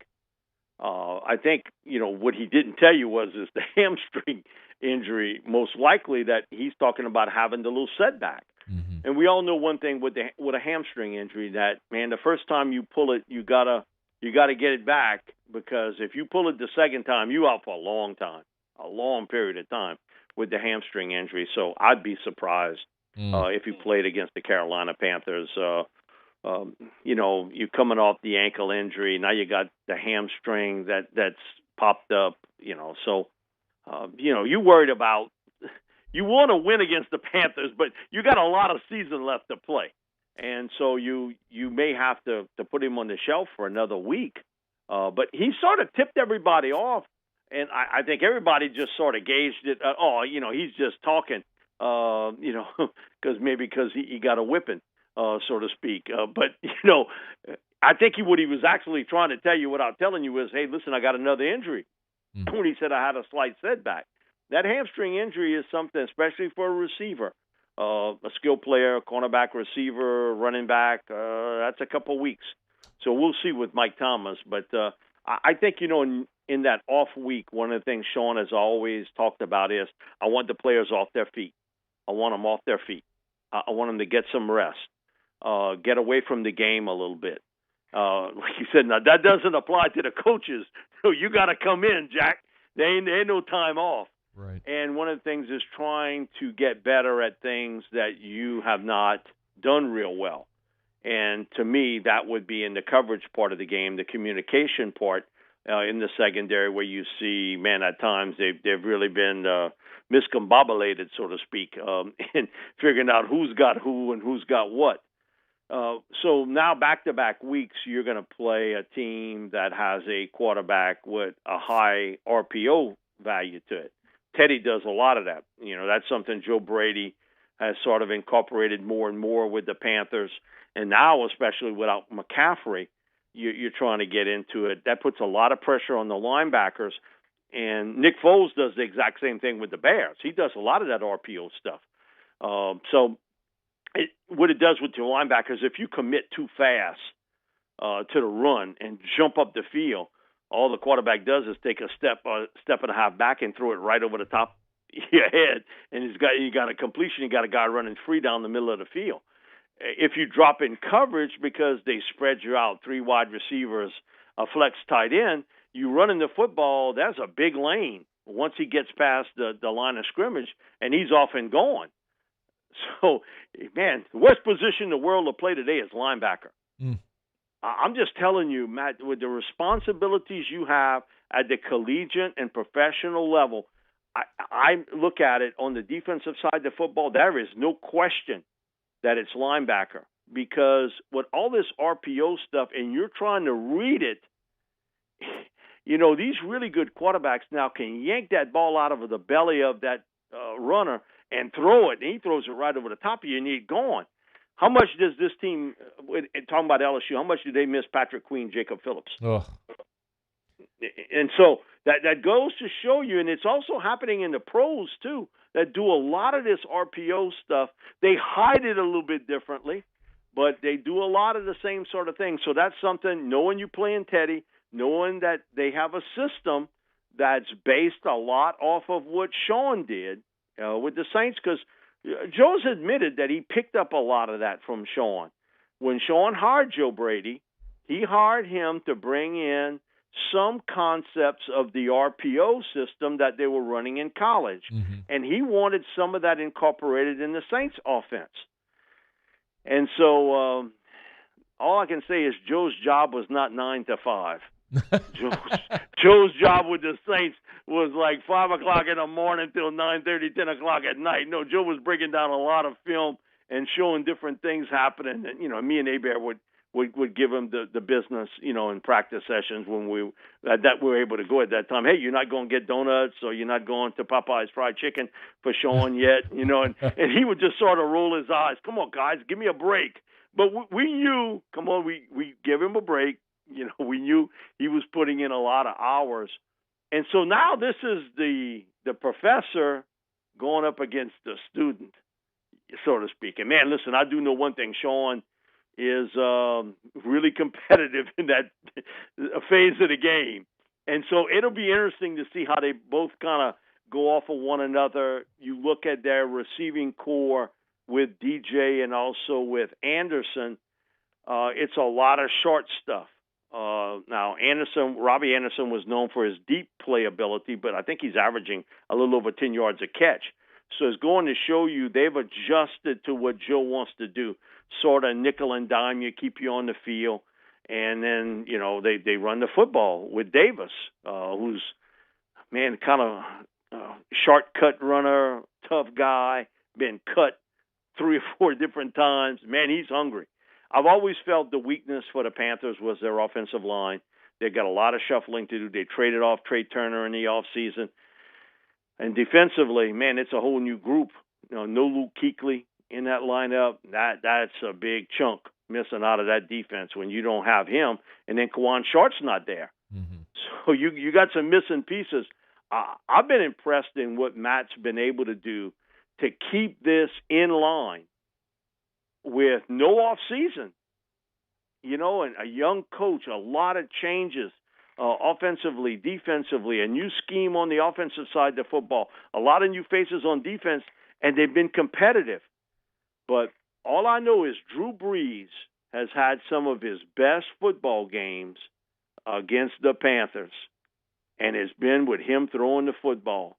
And you got all these geniuses that tell you, I love zone coverage. Oh, yeah? When they played zone coverage against Drew, he riddled them. The times that the Panthers played zone coverage, and he sort of admitted, when I see that they in that zone coverage, I know where to go with the football. Because if that's all you're going to play, you got troubles. They're going to pick you apart. It's just the same way in college. You get the right quarterback, he's going to pick you apart, mix and match. They're doing a little bit more mixing and matching of coverage than I saw the last couple years. But just put it in the back of your mind, Drew has had some huge games against the Panthers, and it's been him throwing the football. And, without McCaffrey, man, it's tough sledding. Mm-hmm. It really is. And I think eventually it catches up with you, not having that guy and so many new faces on the defensive side of the football. Mike, one more quick note. We, on the Panthers, you and I talked before the season, and I think everyone roundly agreed they were in a full-on rebuild. The fact that they're sitting here at 3-3 sure surprises the heck out of me. It's surprising. How have they been able to do that? Listen, just find a way to win. It's not been super impressive. You're not blowing teams out, but you're finding a way to win. And, man, I remember watching the end of that Falcons game, and clearly the Falcons had more talent than they did. But the Panthers didn't think the Falcons were tough. And what happened late in that game? They kept running it. And kept running it and kept running it. Every once in a while, I think Teddy threw one pass, but they ended the drive. Basically, they ran the football like 99% of the time. It was their way of saying we a tougher team than you mentally and physically. And I think that Matt has sold them that. But hasn't he done that everywhere he's been? Yeah. Maybe we're not the most talented team, but we mentally and physically tough. And we're going to show you just how we are. And it might not be pretty, but we walk out with the W. For them to have 3 wins in 6 games has been impressive. Because I thought at best they could have 2. That they got 3 is a great job done by Matt Rule and Joe to get the very most out of that personnel. But eventually, Matt, I think it catches up with you in this league. I think it eventually starts to catch up with you that they don't have great talent on the defensive side of the football. And who knows Teddy Bridgewater better than what the Saints do? True. They know what he can do really well and what he can't do real well. So it cuts both sides because I've heard people, Joe Brady knows everything about Sean Payton. Well, guess what? Sean knows everything about what Joe does, and he knows everything about what Teddy does good and what he doesn't do. So you're playing a team you're very familiar with, and I just go back to it that Drew has had some big games against the Panthers. He's done a really nice job there, and so they know how important it is to beat Carolina, and then you're going to play a really difficult game the next week against a very good defense because you understand how the Bears are winning. They're winning with special teams, they're winning small ball, and they're winning with their defensive front and making big plays in the secondary, getting turnovers.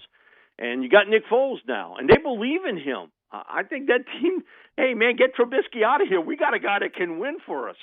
He got a Super Bowl ring to show you. You know, he can take a team to the top. So the next two games, I think, will be very telling for the Saints because you're playing, an NFC South team and also playing a team that's been on a hot roll. And eventually you get hot, but eventually you cool off in this league too. Mike D's with us. We'll give you a quick minute to cool off. We'll come back and we'll preview LSU and South Carolina. The Panthers injury report is out, by the way.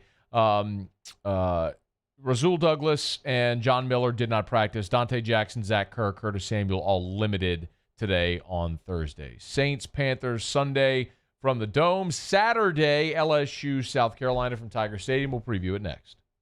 AFR. AFR is brought to you by Insurance Network of Louisiana, online at lainsurance.net, lainsurance.net. Better coverage for less money. That's Insurance Network of Louisiana.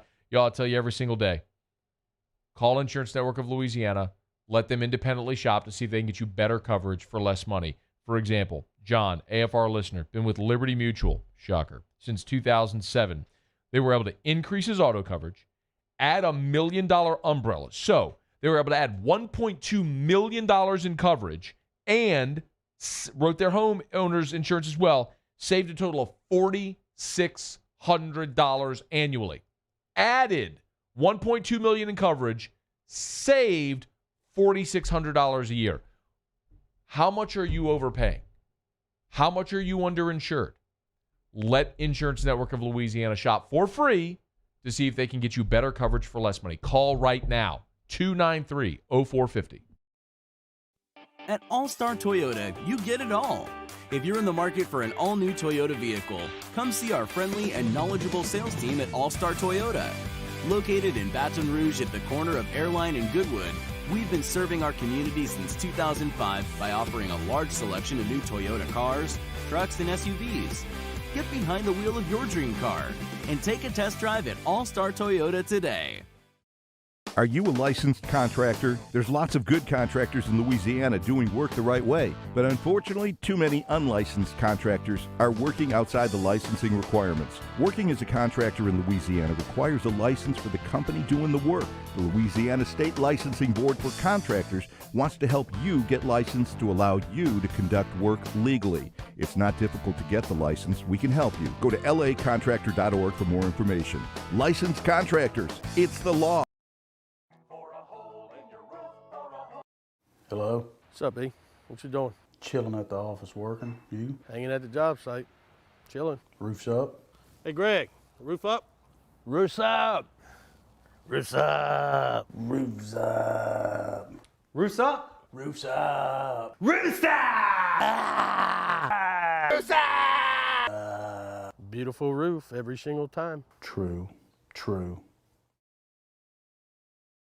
$10,000 off MSRP on a new 2020 Ford F-150. Buy a new one for less than a used one. All new Bayou Ford vehicles come with a 1 million mile powertrain warranty, and with Bayou to You, free delivery right to your door. The crew at Bayou Ford is going to do right by you. T-Bob Hebert here with breaking news. Front to Back Boat Services is the shop to upgrade your boat tech this fall. With not one but two NMEA certified techs, who better to install your Panoptic sonar, your HD displays. You want to see the fish under the water before you even cast? They have that. Trolling motor you could control with your iPhone? They have that. So what are you waiting for? Get into Front to Back Boat Services right now. Upgrade your boat tech. Make your boating dreams come true. Front to Back Boat Services. Gulf Coast Bank and Trust is giving our customers the power to bank anywhere, anytime during this challenging event. And we're right there with you. Our mobile banking app is a smart way to manage your money and time. Gulf Coast Bank and Trust, the bank that cares about you. This isn't just another day. It's so much more.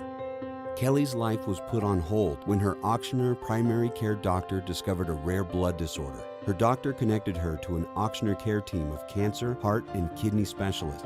With multiple primary care locations around Baton Rouge, same-day appointments, and online scheduling, we're relentless about keeping you healthy. Auctioneer Baton Rouge, innovating healthcare for Kelly.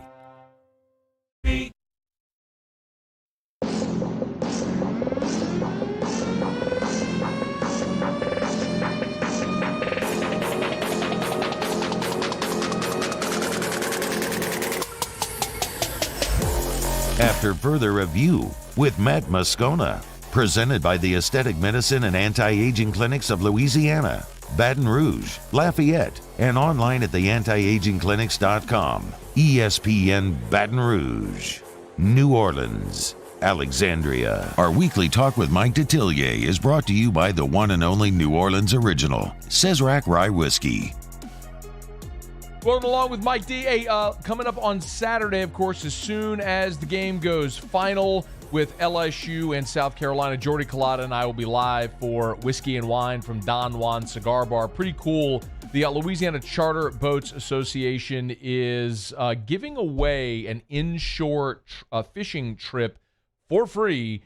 We'll announce the winner on Whiskey and Wine Saturday. To enter, just go to the website at lacharter.com. I got it actually pinned to my Facebook and my Twitter profiles. You go to the top of the page, you'll see enter to win an inshore fishing trip. Boom, right there, you'll see the entry form, and you can enter to win. So we'll give that, nothing to enter, and you don't have to be watching to win. We'll announce the winner on Whiskey and Wine those Saturdays. So get online to register there. It's, again, pinned to my Facebook and my Twitter account, so go check it out. It's LAsaltwater.com. LAsaltwater.com is the website to go register. All right, Mike D's with us, SaintsReport.com, MikeDetillier.com on Twitter, at Mike Detillier.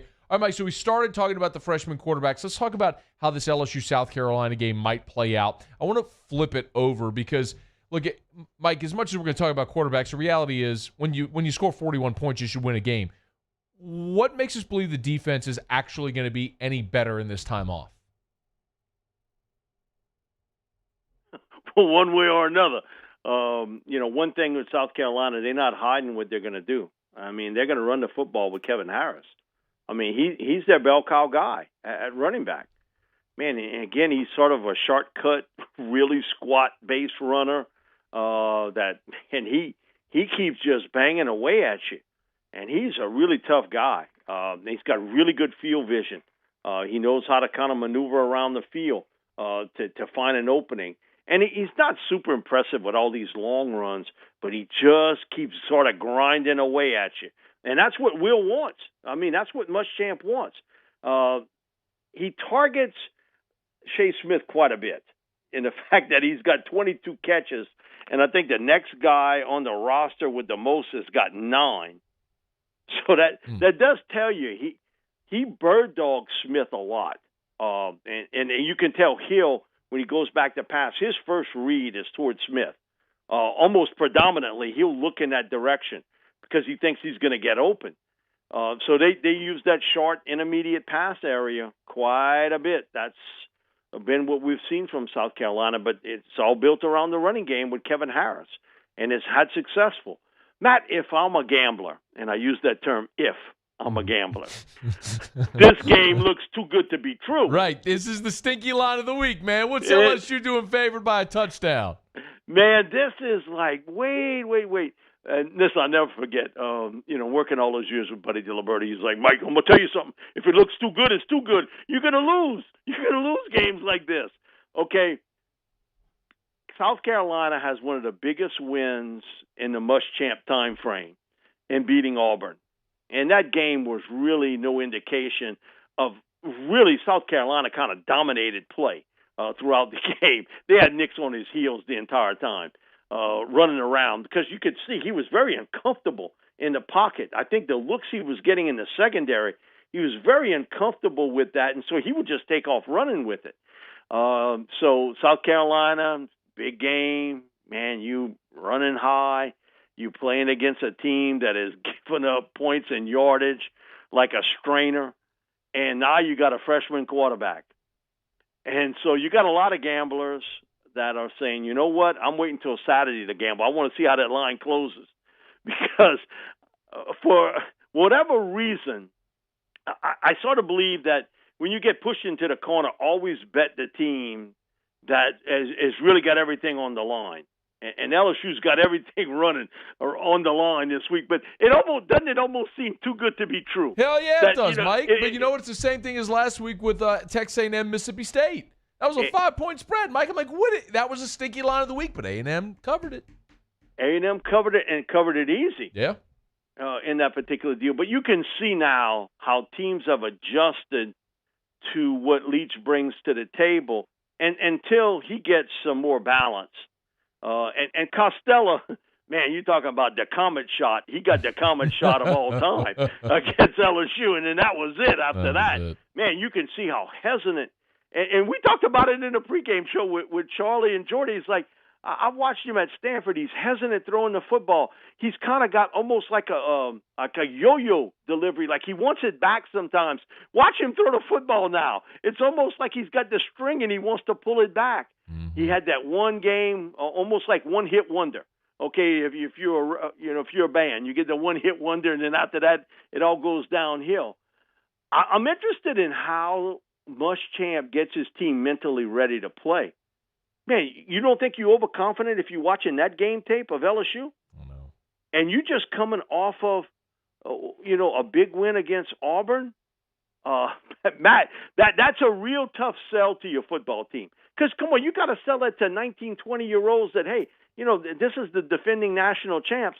And they're looking at each other, defending national champs of what? That's not the same team I saw a year ago, especially on the defensive side of football. It's interesting, man. They got a lot of plays in this, but it just when it doesn't seem right, it's never quite right, so to speak. And so we'll see how well they do. For LSU, first things first, they got to stop the run, especially against South Carolina, because that's what Will wants to do. He wants to run the football with Harris because he's the guy. They feed off of what he does, and then force Hill to make the throws. And one of the things in watching Alabama, Georgia, and this is kind of a pet peeve for me, but it's not taught a lot. What was so much different in the second half? And listen, Stetson Bennett, he's a great story. We all pull for underdogs in life because most of us are. We underdogs in life. You look at Stetson, if he's 6 foot tall, and I use the term if, okay, he's trying to throw the ball, and he got really good receivers. But what did Alabama do in the second half they didn't do in the first half? They got their linemen to put their arms up in the air. And they had a few knockdown throws. They got distraction throws. They got a couple of pickoffs. For LSU linemen, they got to get their hands up in the air. If you can't make the play, throw your hands up there and distract the quarterback from seeing the target downfield. You watch games in college today, I guess it's a lost art of not teaching it. But we had Pete Jenkins on. Pete was like, man, the first thing I told Nick 2 weeks ago was, your linemen, they look like they got their hands stuck in their pockets looking for money. Tell them to put their arms up in the air. Put their arms up in the air. And so I think it's not only coverage and getting that straight, too. It's also making sure that quarterback does not have a clear vision downfield. And if you watch the Alabama game, one of the things they did really well was they got in the face of Bennett and forced him to make throws because the running game was sort of shaky. They weren't getting those big chunk plays. And so for LSU, they got to do a similar thing. But first things first, you got to stop the run. And secondly, when you get opportunities, you got to put sevens on the board. You're going to have a quarterback that's going to make some freshman mistakes.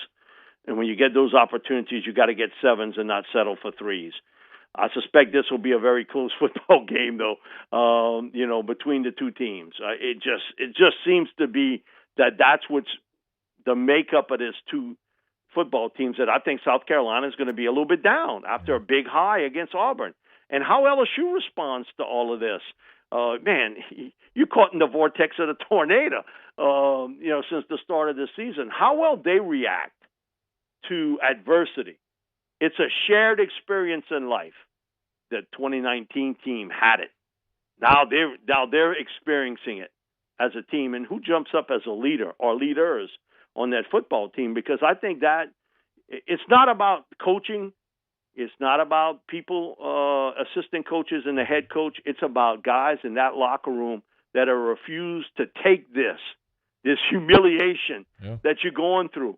Because you know what? They're opening up every Sports Center or Fox News or whatever you're listening to. They're opening up that you're getting beat. So, that's humiliating to you because you're a competitor. And these guys are 4- and 5-star recruits. They've been the best of the best. And, there comes a time where you got to say, you know what? Stop blaming somebody else, and you got to go out and do it.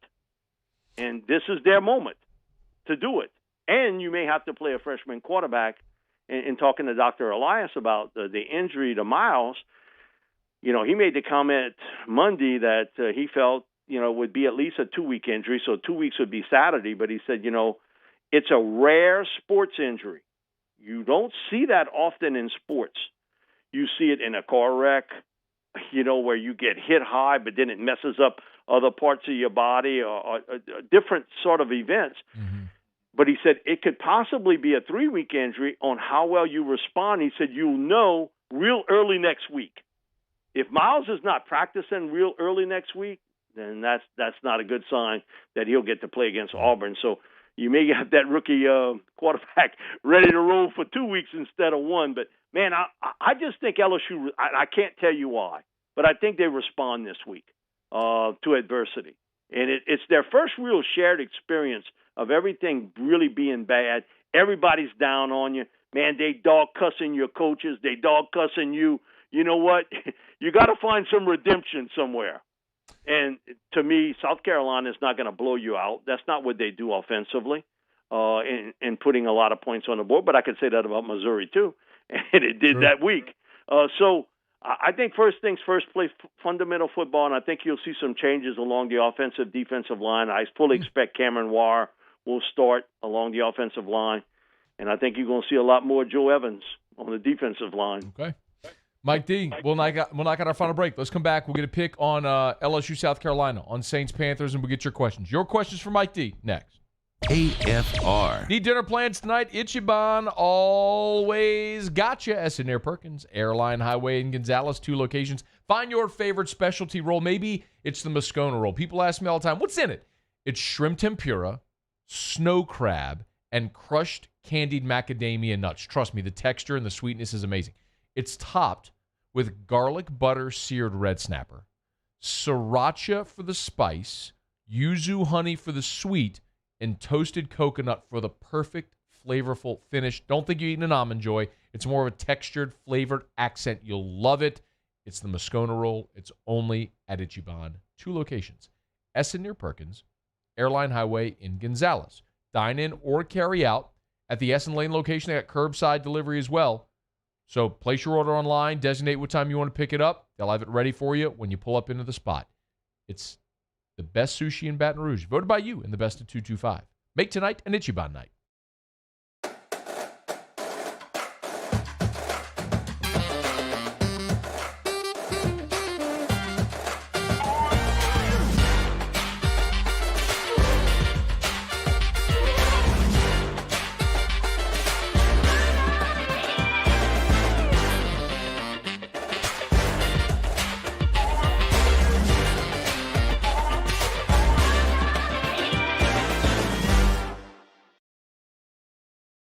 At Corvell Toyota in Opelousas, you can get into a 2020 Camry LE with 0% for 6 years or for $22,890. Hurry in, they won't last long. That's Corvell Toyota in Opelousas, Happy Town, USA.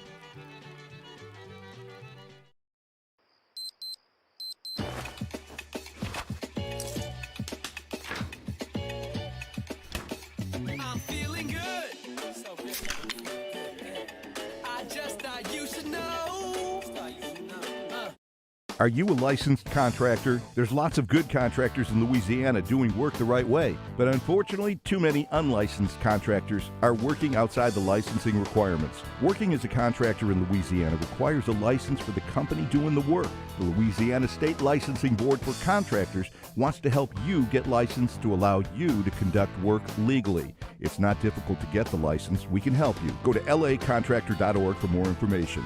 Licensed contractors, it's the law. Gulf Coast Bank and Trust is a local bank with a straightforward philosophy. It's about doing the right thing for our customers. Participating in our community with annual local fundraisers. Offering individual attention in a modern banking atmosphere with a trusted local company. Gulf Coast Bank invested in technology with a local touch, giving our customers the power to bank anywhere, anytime. We're building relationships through personal service as the bank that cares about you. Gulf Coast Bank and Trust, the bank that cares about you. I've been doing business with Wcka for 25 years. They're dependable, trustworthy. It's just the attention to detail with our clients. Our folks have years and years of experience. They're highly trained professionals. But many companies have that asset. What I'd like to think makes Wcka a bit different is that we use those talents in a way that truly is dedicated to serving the needs of the folks who depend on us. ServiceMaster Elite create clean, disinfected work environments. As a local business, we take pride in serving the New Orleans and Baton Rouge areas.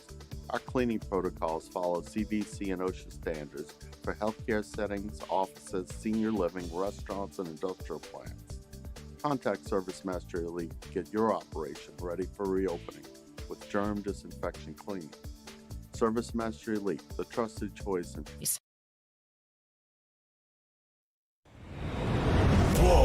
Tell them that's what we ready for. War. Tell them that's what we ready for. War.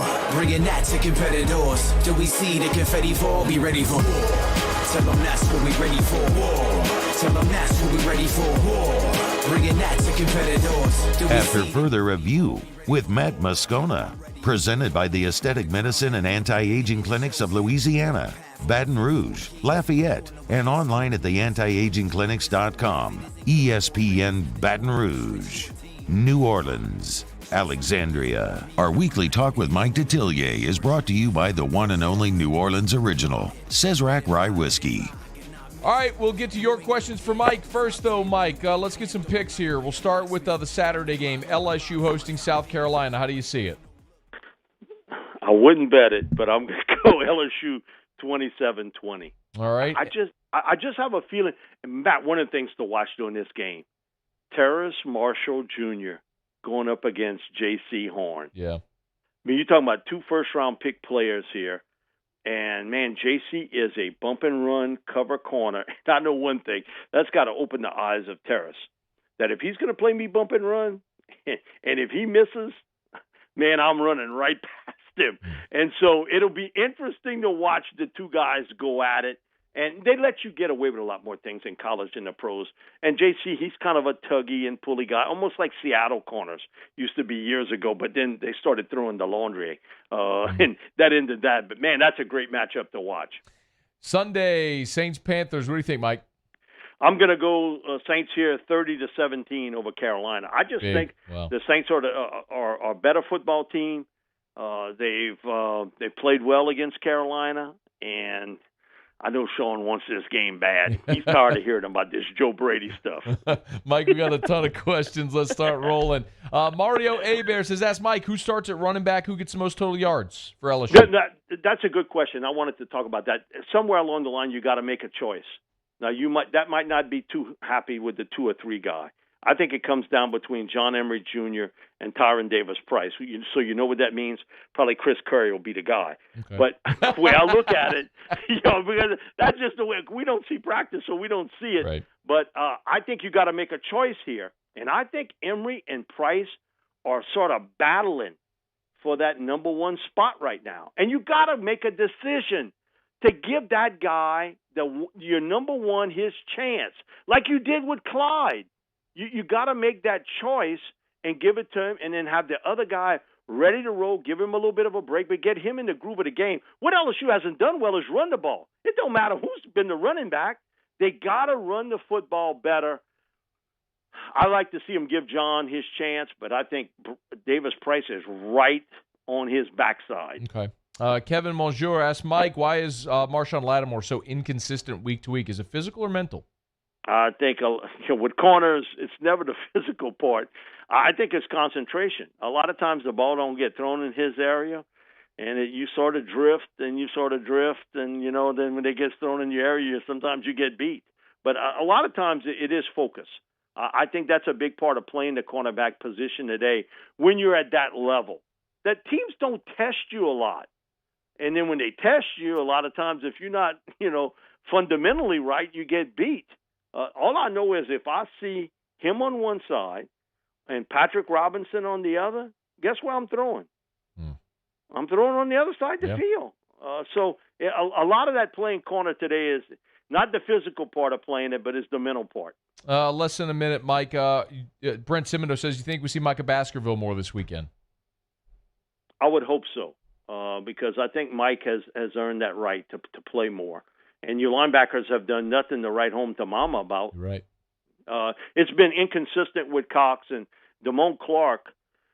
Man, he's been disappointing because I thought he would be the step-up guy at linebacker this year for LSU.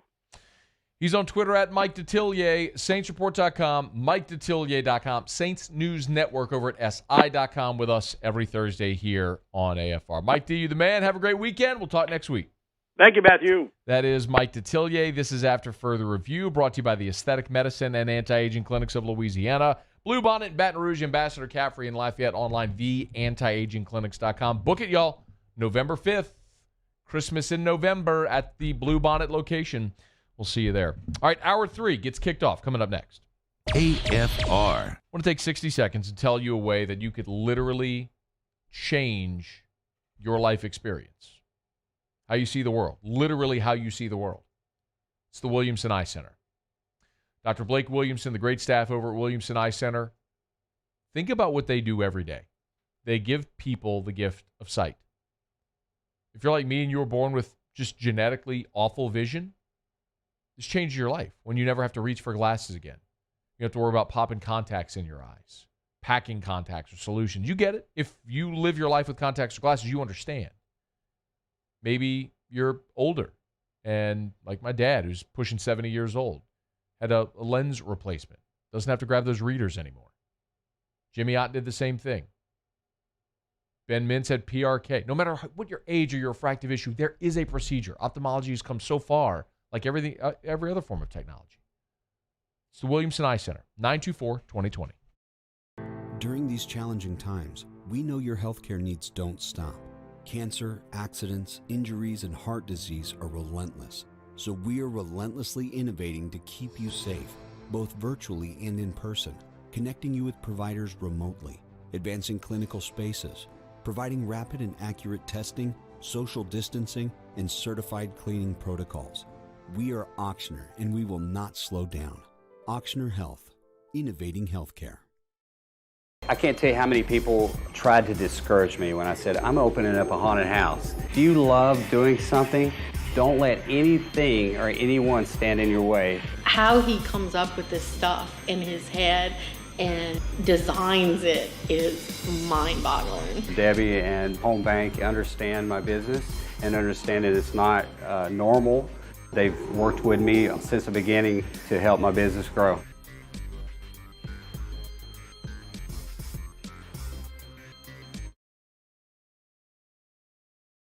Gulf Coast Office Products is a nationally recognized Savin office equipment dealer based right here in Louisiana. Over 100 employees strong, Gulf Coast has the boots on the ground to support all vertical markets, from education, engineering, legal, and finance. With the latest in office technology, from desktop to production segment units, Gulf Coast and Savin have the perfect fit for you.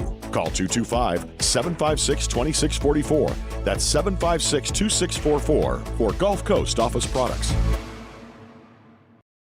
To all of our heroes working on the front lines of this COVID-19 pandemic, your bravery and selflessness represent the very best of us, and we want to say thank you. I'm asking everyone around the state to join me in celebrating the heroism of our healthcare professionals on the 19th of every month at 1900 hours, that's 7 p.m. Write a note of appreciation, make plans to donate to charitable organizations, or say a prayer. To learn more, visit 19thanks.org. Thank you, and God bless. Gulf Coast Bank and Trust is a local bank with a straightforward philosophy. It's about doing the right thing for our customers. Participating in our community with annual local fundraisers, offering individual attention in a modern banking atmosphere with a trusted local company. Gulf Coast Bank invested in technology with a local touch, giving our customers the power to bank anywhere, anytime. We're building relationships through personal service as the bank that cares about you. Gulf Coast Bank and Trust, the bank that cares about you. At All-Star Toyota, you get it all. If you're in the market for an all-new Toyota vehicle, come see our friendly and knowledgeable sales team at All-Star Toyota. Located in Baton Rouge at the corner of Airline and Goodwood, we've been serving our community since 2005 by offering a large selection of new Toyota cars, trucks, and SUVs. Get behind the wheel of your dream car and take a test drive at All-Star Toyota today.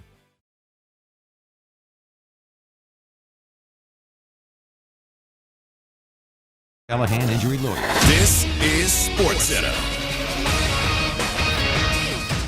I'm Christine Lisi. Right now, the Raiders putting 5 players, including 4 starting offensive linemen, on the reserve COVID-19 list after all 5 were deemed high-risk contacts today. Tackle Trent Brown already on the COVID list. Las Vegas could potentially be without all 5 starting O-linemen Sunday against the Buccaneers. That game moved by the NFL from 8:20 to 4:05 Eastern. Seattle and Arizona now the Sunday night game. ESPN's Adam Schefter reporting the Seahawks, one of several teams expressing interest in receiver Antonio Brown. His suspension for violating the personal conduct policy eligible to end after Week 8.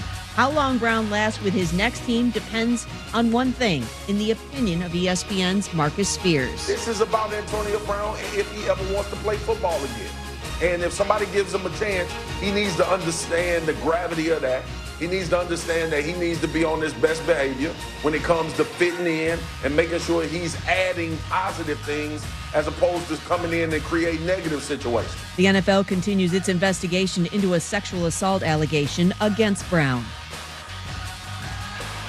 Coming up Friday, from Jimmy G's return to Foxborough to Baker versus Burrow, we get you ready for Week 7 in the NFL. Keyshawn, J. Will, and Zubin, Friday, 6 Eastern, ESPN Radio, ESPN News. Matt Moscona. I'm very important. After further review. Say it one more time. After further review with Matt Moscona. And here we go. ESPN Baton Rouge, New Orleans, Alexandria. Live from the Mercedes-Benz of Baton Rouge studios. That's right.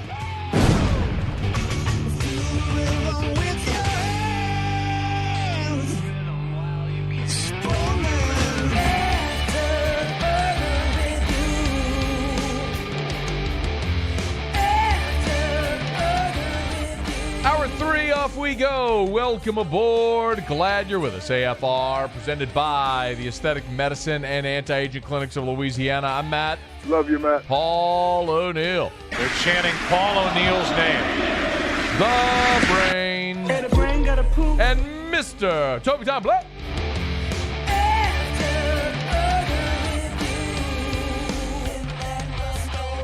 We're here. Glad you are as well. Get out there and make it a good one. Eddie O set to meet with the media here shortly after LSU gets off the practice field. It is expected that here shortly, Ed will name TJ Finley publicly the starter Saturday for the game against South Carolina. Had made some phone calls earlier today. Was told Finley had a great week, and it was very likely that it was going to be Finley first out the gate on Saturday, although both Finley and Max Johnson are going to play. A little bit of a, maybe a kind of a, definitely a contrast from what was generally assumed. Mike Detillier said that in the last hour, and I know we talked about it all week. Look, there's been 2 times this year where LSU has warmed up a backup quarterback. They did it at Vanderbilt, and then when Miles took that big shot against Missouri, and both times it was Max Johnson. And so I mean, there's a very natural assumption there that Max was the backup. And I believe that was the case. But something we learned when our friend Jeff Marks wrote that extensive piece about Ed Ogeron and Joe Burrow and their relationship that came out this past spring. Something we learned was that back in 2018, there was a segment of the roster that really wanted Justin McMillan to be the starting quarterback. And many of us all assumed that Joe Burrow was going to be the guy. But Ed had an honest-to-goodness full-on competition where they graded every rep in practice throughout fall camp, and they brought the guys in and explained to them how they came to their decision and ultimately had to explain that to the entire team. And I think this decision here is evidence of the same exact thing, that if Ed Orgeron tells you we're going to have a competition in practice and let the best guy play, I think he sincerely means it. I mean, we saw it with Joe, and it's clear now because we all assumed, I know I did, that it was going to be Max. And, I mean, I've told you before the conversations I had with staff members this offseason that you would use the word special when they talked about Max Johnson, how they think he's going to be a special player. I mean, it was a very natural assumption, but they went through the week, they graded every rep, and apparently TJ Finley had the better week. And so my understanding is, and I'm guessing we're going to hear this from Ed Orgeron when he meets with the media here shortly, is that it is going to be TJ Finley who starts for LSU against South Carolina on Saturday. Both will play, and some have asked if it's okay to feel excited about seeing the young guys. Absolutely it is. And it's in no way is that a knock on Miles Brennan, because Ed Orgeron has said this point blank. When Miles Brennan comes back, Miles Brennan is the starting quarterback at LSU. Like, that's not even deniable. The guy's in his fourth year. He was playing, he improved exponentially week 1 to 2 and 2 to 3. This injury is very unfortunate. But you want him to get healthy, come back, and finish out the year and play strong. But the other thing that if you're an LSU fan, you understand is that the most important position on the field is quarterback. And one of these two guys, TJ Finley or Max Johnson, is very likely going to be the guy after Miles Brennan, whenever that is, if it's next year or the following. Yeah, I know Garrett Nussmeier's coming in. Walker Howard's committed for 2022. So, I get it. There's a lot of interest and intrigue and excitement. There always is going to be when there's a young quarterback playing. So we're very likely going to get to see both of those guys on Saturday, and it looks like TJ Finley is going to be the first one under center for LSU. Now, what does that look like will be really interesting. The other thing that I want to see, and Mike Detillier in the last hour, if you missed it, said he expects that Cam Wire is going to start at left tackle. Cam Wire started at left tackle against Vanderbilt for LSU and played really well. Now, I will grant you that's Vanderbilt, but it ain't like LSU's been any great shakes, and it's not like they've been playing top 5 teams. When you've struggled against Missouri and you struggled against Mississippi State, I understand that any job should be open if there's someone that plays better. And Cam Wire looked good against Vanderbilt. You want to give him the start, go ahead. And Joe Evans on the defensive line, likely to get more reps. As much as we're going to talk about the freshmen, and I'm certain tomorrow we'll go deep dive into that, and the thing that terrifies me about freshmen are turnovers. I mean, look at Bo Nix a year ago at Auburn. Look at any freshman quarterback that's played, even when Jarrett Lee was a redshirt freshman, when you want to look at that. It's just the bottom line is when you're a freshman, the game speed is different. When you're used to seeing high school defenses and you're used to a certain reaction speed, then you're out on the field and you think you can hit that receiver because he's open and you misjudge that SEC cornerback's closing speed. That's how turnovers happen. When you don't feel the pressure and you get hit backside, you fumble. That's how turnovers happen. That's why young guys who haven't felt the speed of the game yet generally are turnover prone.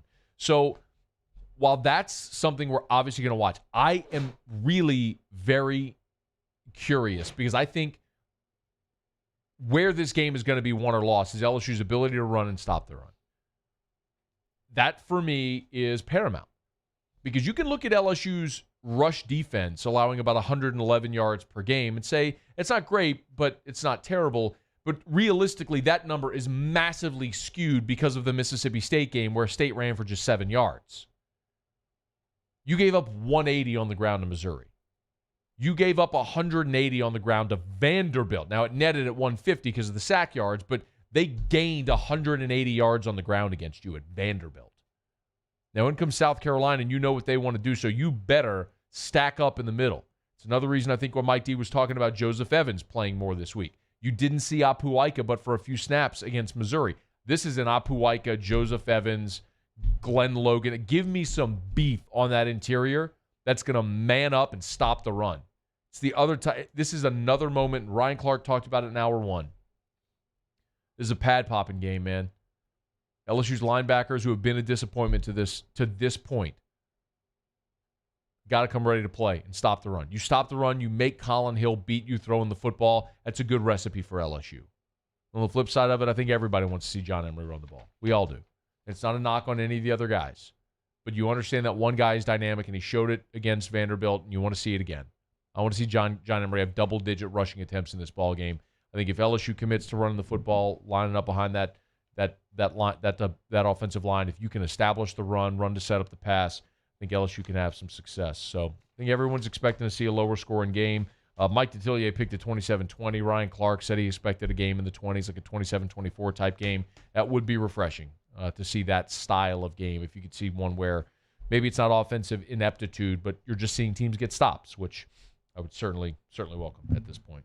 All right, that's further review. Glad you're hanging out with us here. We are going to head up to South Carolina in the next segment. We do it every Thursday in hour 3. We do an opposing media segment. So our buddy David Cloninger has covered South Carolina forever, and he's been a good friend of the show for a lot of years. So we'll go up to Columbia, South Carolina, and get a preview of the Gamecocks when we come back. We'll also have Tigers in the Pros a bit later. Something to keep an eye on. Tomorrow, the Big Ten returns, and Purdue has filed an appeal. They want to permit their head coach, Jeff Brom, to communicate remotely during Saturday's game. So if you haven't been following this, Jeff Brom tested positive for COVID. He is in quarantine. He cannot coach from the sideline on Saturday. Purdue's athletic director, Mike Babinski, is appealing to the NCAA to permit Brom to communicate with the sideline. He said, quote, "We would not request full-on video access. We're talking more about the ability to have communication by phone to coaches in the box or wherever." Pretty simple stuff, a phone call.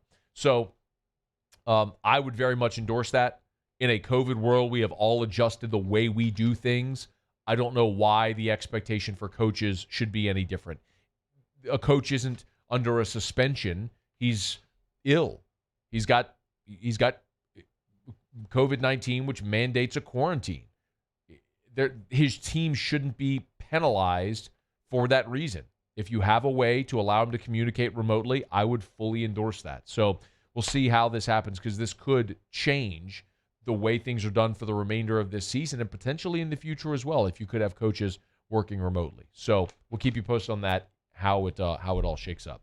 All right, it's After Further Review. Glad you're hanging out with us here on a Thursday edition, brought to you by the Aesthetic Medicine and Anti-Aging Clinics of Louisiana, where Christmas in November is coming up November the 5th. That's a Thursday, a couple of weeks from now, the Thursday before LSU's open date. It is an amazing event. They will have heavy hors d'oeuvres. They'll have wine and beer and champagne.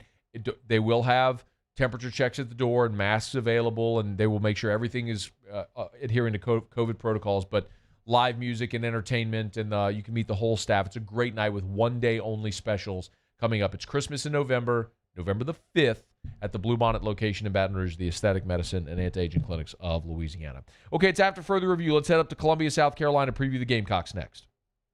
AFR. If you're thinking about selling your home, call Darin James, get your home sold.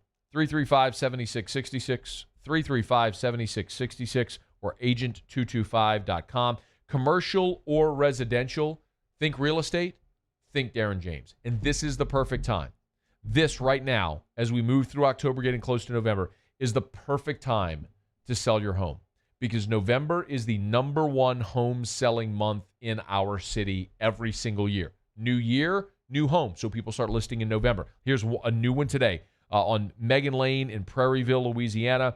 269.9, 3-bedroom, 2-bathroom, 1,600 square feet. Check it out right now at agent225.com. Agent225.com. Beat the rush and call the realtor that sells more homes than anyone. Call Darin James and get your home sold. 335-7666, 335-7666, or agent225.com. Think real estate, think Darin James. Gulf Coast Bank and Trust is giving our customers the power to bank anywhere, anytime during this challenging event. And we're right there with you. Our mobile banking app is a smart way to manage your money and time. Gulf Coast Bank and Trust, the bank that cares about you. At All-Star Toyota, you get it all. If you're in the market for an all-new Toyota vehicle, come see our friendly and knowledgeable sales team at All Star Toyota. Located in Baton Rouge at the corner of Airline and Goodwood, we've been serving our community since 2005 by offering a large selection of new Toyota cars, trucks, and SUVs. Get behind the wheel of your dream car and take a test drive at All Star Toyota today. Are you a licensed contractor? There's lots of good contractors in Louisiana doing work the right way, but unfortunately, too many unlicensed contractors are working outside the licensing requirements. Working as a contractor in Louisiana requires a license for the company doing the work. The Louisiana State Licensing Board for Contractors wants to help you get licensed to allow you to conduct work legally. It's not difficult to get the license. We can help you. Go to lacontractor.org for more information. Licensed contractors, it's the law. This is a house call. This is a follow-up appointment. This is a diabetes checkup. This isn't just more convenient care, it's more advanced care. This is innovating healthcare at Louisiana's #1 hospital, Auctioner. T-Bob Hebert here with breaking news. Front to Back Boat Services is the shop to upgrade your boat tech this fall. With not one but two NMEA certified techs, who better to install your Panoptic sonar, your HD displays. You want to see the fish under the water before you even cast? They have that. Trolling motor you could control with your iPhone? They have that. So what are you waiting for? Get into Front to Back Boat Services right now. Upgrade your boat tech. Make your boating dreams come true. Front to Back Boat Services. Started making beer at home and immediately fell in love with it. After like the day of my first batch of brewing, I was already thinking, can I do this for a living? Oh yeah, obsessed with it. He was totally consumed by it, and then looked at me one day and told me I was put on this earth to brew beer. And I was like, wow, that is such a bold statement. And if you can say that about anything, then you need to follow your dream and do it.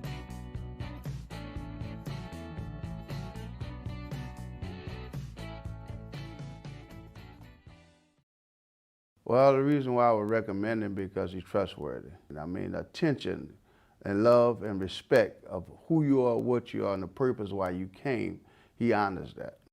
Once you're with much.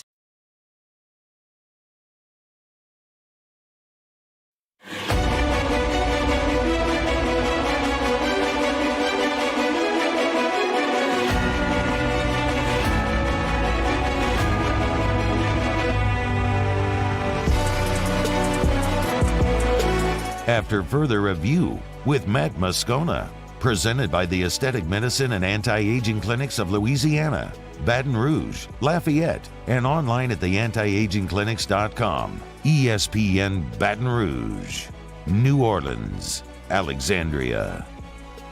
Rolling through hour 3. Glad you're hanging out with us here on AFR. Remember, if you miss anything, AFR On Demand, presented by Breck Golf. Book your tee time, golf.breck.org, golf.breck.org.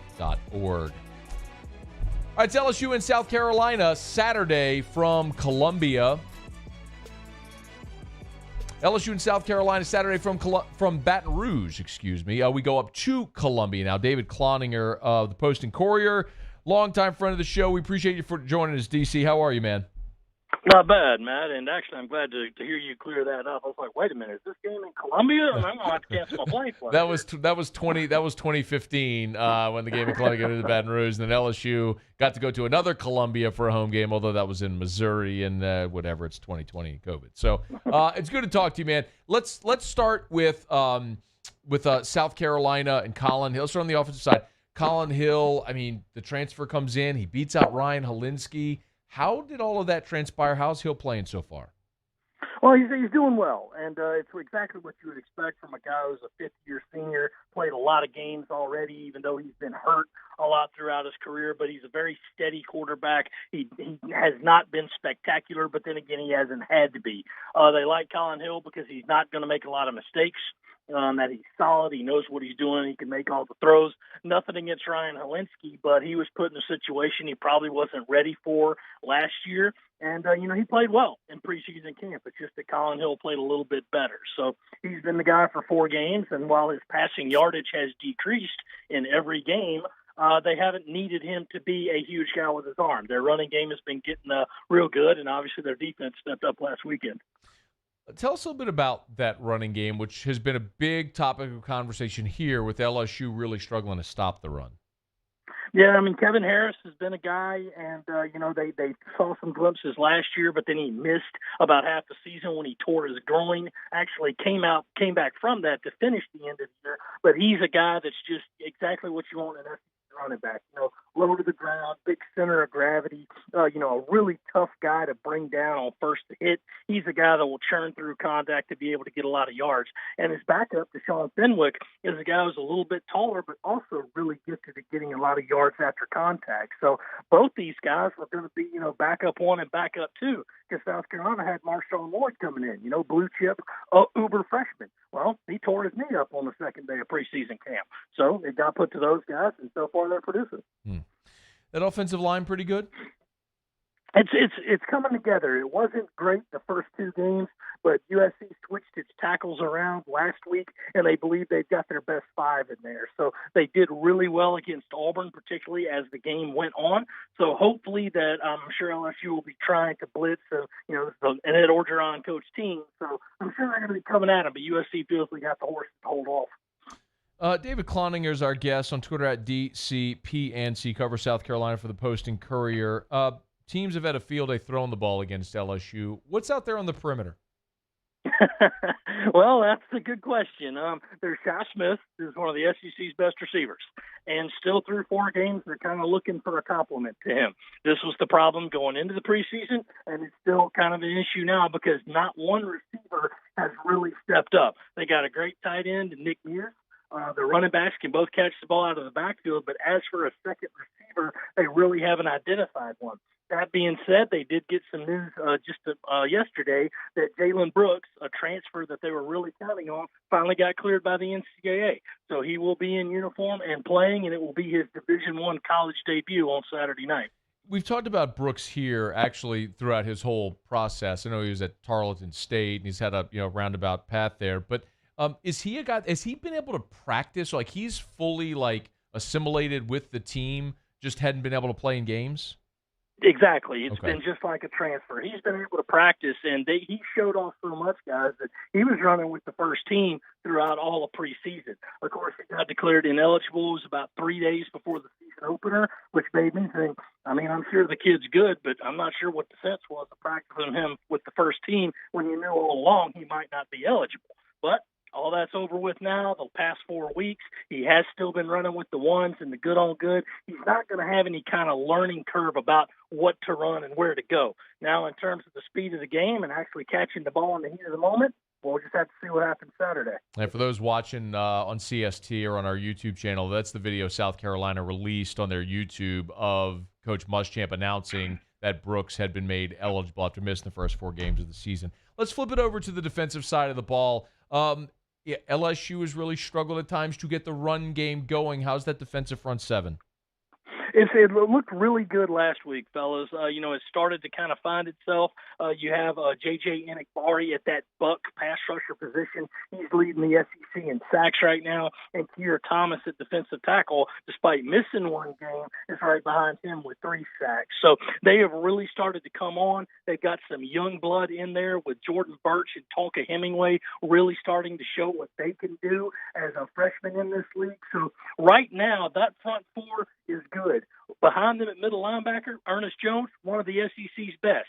If you get on the edges of those linebackers, though, fellas, that might have a problem. USC has not been able to find a consistent answer at those other 2 LB spots, and as good as Ernest Jones is, he can't cover the whole field. Let's talk about maybe the most exciting matchup of the game, which is going to be potentially seeing J.C. Horn and Terrace Marshall Jr. go toe-to-toe. How obviously Defensive Player of the Week in the conference. How good is J.C. Horn at the start of this season? Yeah, go ahead and get all that potentially off your Right. mind. That's going to happen. They're going to put their best guy on Terrace Marshall because they know how dangerous he is. But J.C. Horn's always been an outstanding cornerback, and the way you know it is because hardly anybody ever talked about him. Well, they didn't talk about him because he wasn't getting interceptions, and the reason why was they wouldn't throw his way. The big game against Georgia last year that Carolina won, Israel Mukuamu, the other cornerback on this team, got 3 picks that day. And nothing against Mukuamu. He's a strong player. But why did he get those 3 picks? Because Jake Fromm knew damn well he wasn't going to throw over to J.C. Horn's side of the field. So Bo Nix, knew Seth Williams could be a game breaker. Was like, okay, I just need to get one pass in his hands. And Horn said, no, it's not going to happen today. He had 2 interceptions. He broke up a pass on the 3rd that became another interception and had his best day in college. That was the kind of day, fellas, that J.C. Horn was probably going to go pro after this year anyway. Yeah. That's the kind of performance that put him as a borderline first-rounder. Yeah, we all saw it. It will be fun to watch on Saturday night in Tiger Stadium. You mentioned Mukuamu. Yeah, I know he didn't play against Auburn. What's the status there? I know it's kind of been on again, off again this year. He's had a lingering groin injury ever since the Tennessee game, and he didn't play the second half of the Vanderbilt game, and then he didn't play again at all against Auburn despite being out there for pregame warm-ups. So been able to ascertain that at least as we talk right now, it's kind of how we have to do things in the age of COVID. He is set to go on the trip tomorrow, but they feel very good that if he can't play, if there's something happens again and he can't go Saturday, his backup, John Dixon, will be able to go. Dixon played all 83 snaps last week against Auburn and did very well. Okay. A couple more for you, David. David Cloninger is our guest. He's on Twitter at DCPANC, PANDC for the Post and Courier. Let's say what special teams, if it comes down to a kick late in the game, where does Carolina feel as far as special teams kicking the football?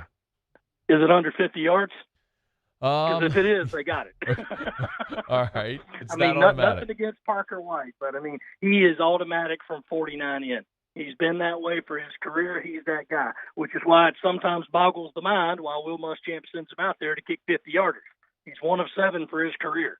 And it's not rocket science. There's the 50 and there's below. So if it comes down to a kick of under 50 yards, I think they feel very confident. And not that Parker White can't make a 50-yarder, he just hasn't done it very much. So I think that's the one thing that you have to look at if it comes down to a game-winning kick. As for punting, anything like that, they've got a freshman punter who played very well last week, but he had his struggles in the first 3 weeks. What about in the return game?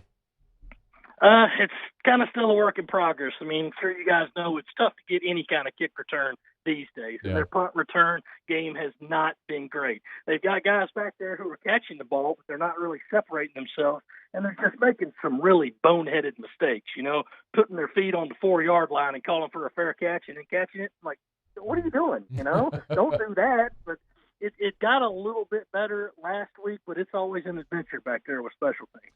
Well, David, the environment Saturday night isn't going to be what you would typically expect Saturday night in Tiger Stadium to look and feel like, but we're watching college football and watching SEC football, and that's something I think we can all celebrate. Safe travels down here, man. We appreciate the time as always. Appreciate it, guys. Thanks for having me. All righty. That is David Cloninger. He's covered South Carolina for a long time. He's at the Post and Courier. He's on Twitter at DCPANDC, as in David Cloninger, Post and Courier. DCPANDC is where you can follow him on Twitter if you want your South Carolina news this week. All right, it's after further review. I think David's always done a good job being really practical about Carolina and what to expect. And look, the reality is, got a really good running game, one good receiver, a big question mark. Opposite, we'll see if Brooks can be that guy now eligible. Defensively, defensive line's been pretty good. Linebackers have struggled, and you got one elite corner for sure that's going to play. I just see what looks like it's probably going to be a really close ball game on Saturday. So we'll go through it all and give you picks tomorrow on the show. But we're halfway home here in hour number 2. Brought to you by Shawbills Tire and Auto Service, ShawBillsTire.com. 18 locations in South Louisiana. Find the location nearest you at ShawBillsTire.com. Bumper-to-bumper auto service and name brand tires at wholesale prices. From Morgan City to Baton Rouge, Lafayette, points in between. If you need auto service done, got that check engine light, maybe you need an oil change, tires rotated, it's time to buy new tires. Go to the place that's going to treat you like family because they've been family owned and operated for more than 50 years. That's Shawbills. ShawBillsTire.com. Shawbills, where we keep you rolling. All right, y'all, we'll knock out our quick break here. Come back, Tigers and the pros. Also, a couple other things I want to check off the list. A really interesting story. We'll get to the Saints injury report as well, but also an interesting look at what's going on in this seismic shift within the college football world with changing times in the SEC and the Big 12. I have a theory I want to share with you, so we'll get to that. Still got Jimmy Ott with Otterlocks, what we learned, a lot to do here on a Thursday edition of AFR. Counting you down to your football weekend, and glad you're with us on AFR. AFR. Take 60 seconds to remind you, as I do every day, about our friends at the Baton Rouge General Hospital, online at brgeneral.org, brgeneral.org. If you need COVID-19 information, brgeneral.org. If you need information about the Baton Rouge General Mid-City location reopening their ER, brgeneral.org. Tell you all the time about the Baton Rouge General partnering with the Mayo Clinic Care Network, brgeneral.org, where you can learn about how your local doctor here at the Baton Rouge General can get access and collaborate with the award-winning physicians at one of the largest medical centers in the world, the Mayo Clinic, and how that's exclusive to you. You get Mayo expert access, clinical collaboration at no extra cost to you. That's what it means to be part of the Mayo Clinic Care Network. That is the Baton Rouge General Hospital. All of this information is available online at brgeneral.org or the Baton Rouge General mobile app, so download it today. Baton Rouge General Hospital, brgeneral.org. At Corval Toyota in Opelousas, you can get into a 2020 Highlander for $4,500 off MSRP. That's right, $4,500 off MSRP. Hurry in, they won't last long. That's Corval Toyota in Opelousas, Happy Town, USA. Le posso offrire un caffè? Le posso offrire un caffè? Andiamo insieme da me, non c'è. Call Mr. Electric today for electrical repairs, upgrades, and installations. This isn't just another day. It's so much more. Kelly's life was put on hold when her auctioneer primary care doctor discovered a rare blood disorder. Her doctor connected her to an auctioneer care team of cancer, heart, and kidney specialists. With multiple primary care locations around Baton Rouge, same-day appointments, and online scheduling, we're relentless about keeping you healthy. Auctioneer Baton Rouge, innovating healthcare for Kelly. Here at the Big Squeezy, we continue to serve the Baton Rouge and Southeast Louisiana areas during these troubling times. We are dedicated to providing you healthy food items to help you live your best life. From our cold-pressed juices to our delicious smoothies, let the Big Squeezy keep you going. Stay active, stay happy, and let us help you stay healthy. Visit us at our locations and also inside of Alexander's and Mathern's grocery stores or online at thebigsqueezy.com. Hello. What's up, E? What you doing? Chilling at the office working. You? Hanging at the job site. Chilling. Roof's up. Hey, Greg. Roof up? Roof's up. Roof's up. Roof's up. Roof's up? Roof's up. Roof's up! Roof's up! Beautiful roof every single time. True. True. Service Master Elite create clean, disinfected work environments. As a local business, we take pride in serving the New Orleans and Baton Rouge areas. Our cleaning protocols follow CDC and OSHA standards for healthcare settings, offices, senior living, restaurants, and industrial plants. Contact Service Master Elite to get your operation ready for reopening with germ disinfection cleaning. Service Master Elite, the trusted choice in professional cleaning since 1996. Oh, hey, what's up? It's Big D and Bubba, 100.7 The Tiger Morning Show. We'd love for you to join us every weekday, 4 a.m. till 9 a.m. Yeah, everything you want in a show. Country music. We got laughs. We got celebrity in-studio guests. We just need you. Join us every weekday morning, 4 a.m. to 9 a.m., right where it all started. That's right. Louisiana's country station, 100.7.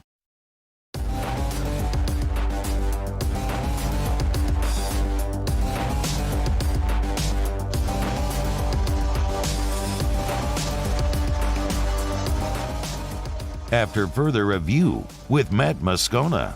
Presented by the Aesthetic Medicine and Anti-Aging Clinics of Louisiana, Baton Rouge, Lafayette, and online at theantiagingclinics.com. ESPN Baton Rouge, New Orleans, Alexandria. Cruising through hour 3 at the end of the last segment. I said hour 2, my bad. I needed a nap. I don't need a nap. I need a full night's sleep. Hopefully we get that tonight. But the football weekend will get started tonight with a little Thursday night football. Big Ten returns tomorrow. Wisconsin and Illinois start the Big Ten schedule. Lovie Smith back for another year at Illinois. Remember, Illinois beat Wisconsin a year ago. So that could be an interesting way. And we're starting Big Ten football with Big Ten weather. The game on Saturday, which is the biggest game of the weekend in college football, Minnesota hosting Michigan. It's supposed to be 33 degrees at kickoff. So not easing your way into the season. It's going to be freezing in big parts of the Big Ten this weekend. As always, we appreciate our guests. They get a gift from Dead Soxy, deadsoxy.com, the new standard in premium dress socks. Got mine on right now, as a matter of fact. Check me out. Got some old school purple and gold SKUs on there, purple, gold, and gray. But do me a favor if you would. So our friends at Dead Soxy are checking out some new possible designs, purple and gold designs for those Tiger fans.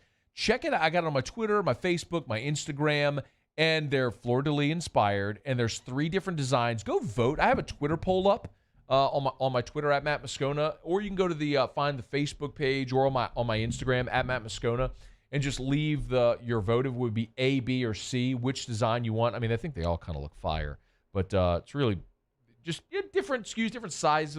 They're fleur-de-lis inspired. But anyway, check them out and deadsoxy.com, deadsoxy.com. Dead Soxy gives a gift to all of our guests here on After Further Review, and we appreciate that. Is the new standard in premium dress socks. I say it all the time. It's like a magic show. Or it's like a magic trick. It's incredible. They has this patented technology with these silicone balls at the top of the sock on the inside, and your socks stay in place. It's remarkable. They will not slip. So if you wear dress socks every day to the office, whatever it is you do professionally, if you have to wear dress socks and you want something that feels amazing on your feet, socks that won't slip, deadsoxy.com, S-O-X-Y, deadsoxy.com. Use the promo code GO, G-E-A-U-X. Use the promo code GO and save 30% off your order. I told y'all, our friends at Dead Soxy were so grateful to the AFR audience and what AFR was able to do and help during the pandemic, and our audience, and how much it lifted up Dead Soxy. So they've always said, we will always give AFR the best deals, the best prices, the best everything. So even if things are already discounted, use the promo code GO, G-E-A-U-X, and save an additional 30% on top of already discounted prices at deadsoxy.com. Dead, S-O-X-Y, deadsoxy.com, the new standard in premium dress socks. All right, it's After Further Review. Glad you're hanging out with us here. We'll get to Tigers and the Pros in just a quick second. There was a piece that I read today about Big 12 defenses making a stand. And for really about the last decade, you could say longer because of the Mike Leach influence in the Big 12, but really it's been about the past decade where you saw the advent of, Patrick Mahomes and Baker Mayfield and Kyler Murray, and obviously with Mike Leach being at Texas Tech and handing the baton to Cliff Kingsbury, and with Mike Gundy's offenses starting to explode at Oklahoma State. And you can look around that conference and they stopped playing defense almost inexplicably. And one of the things we've seen to start this year, it's almost like the Big Ten and the SEC have transposed. West Virginia leads the nation in total defense right now. Does that blow your mind? This ain't Dana Holgerson's West Virginia. Oklahoma State, second nationally in scoring defense, 6th in total defense.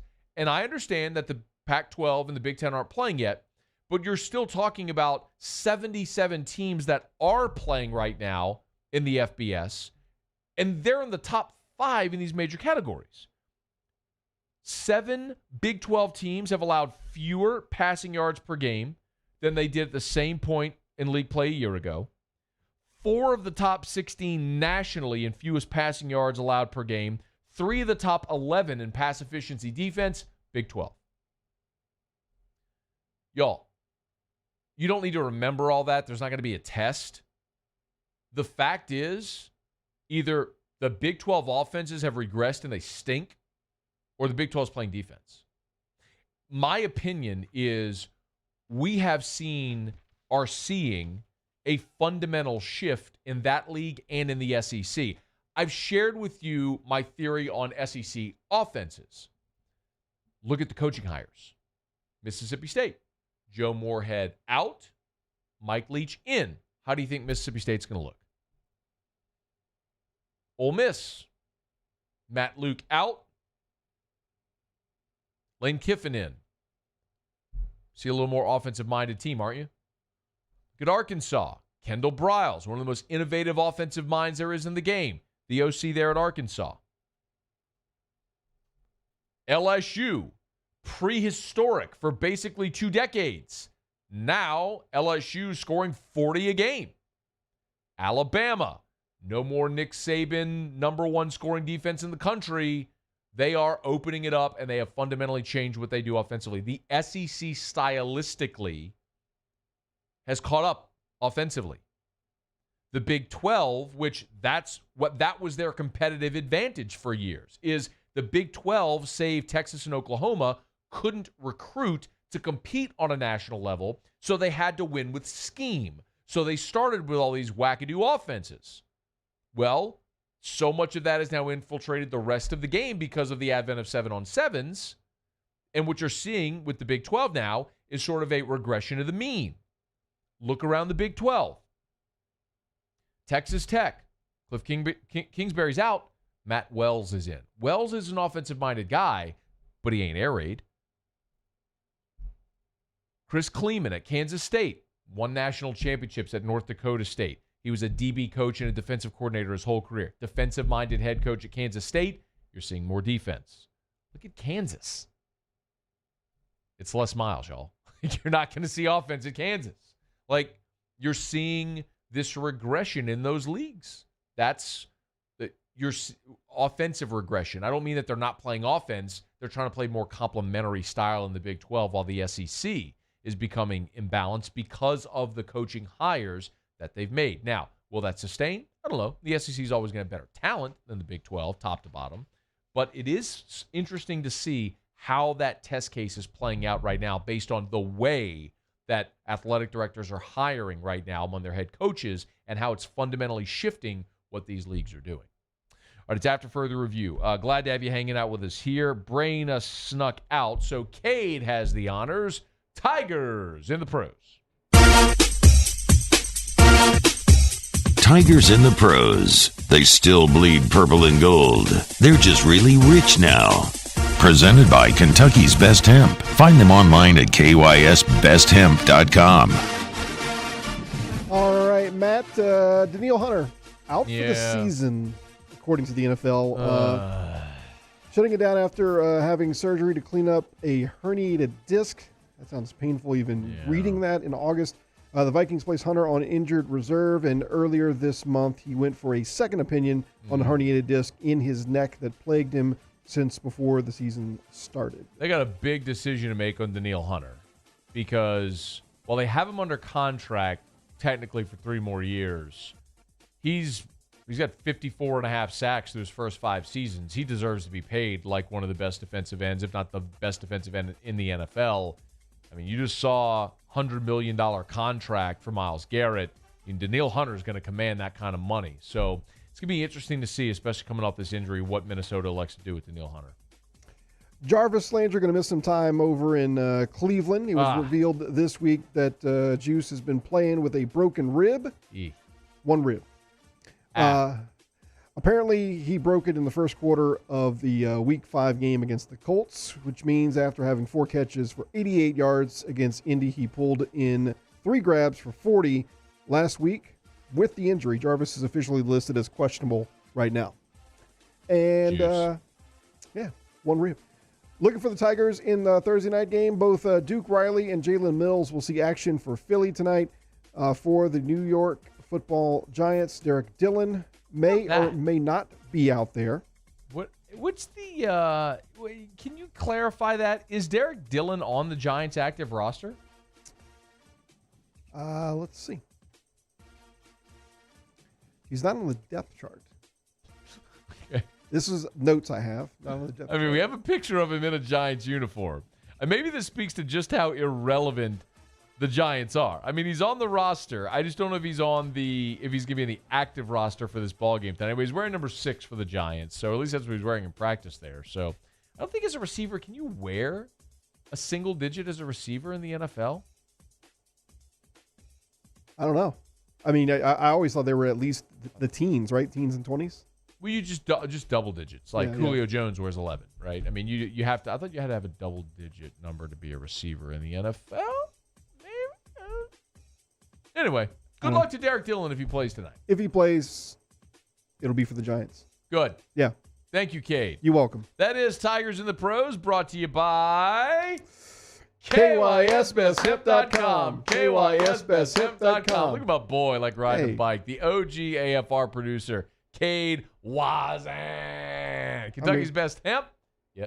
I may need to get some of those chewies, man. Gotcha, bro. Actually, I think Lady Jag and Rohan Davey got them all. I think Rohan took like 2 jars of them, and then Lady Jag, I gave her a bottle of them last week too. But I'll get you some. How about that? Deal? Oh, I got all some good. of the oil on my desk. You want some of the oil? That helps too. I got you that. Okay. Yeah. Got you. Oil, gummies, pineapple chunks, honey sticks, salve, cream. They got you covered. CBD, all natural, helps with inflammation, helps with anxiety. Some people you have trouble sleeping. Maybe take one of the gummies before you go to bed. That's typically what I do. Kentucky's best hemp. Use the promo code AFR30, promo code AFR30, and save 30% off your order at KYS. That's it. You can start it over. Okay. Use the promo code AFR30 to save 30% off your order at KYSBestHip.com. KYSBestHip.com. Thank you, Kate. You got it. The OG. All right, it's after further review.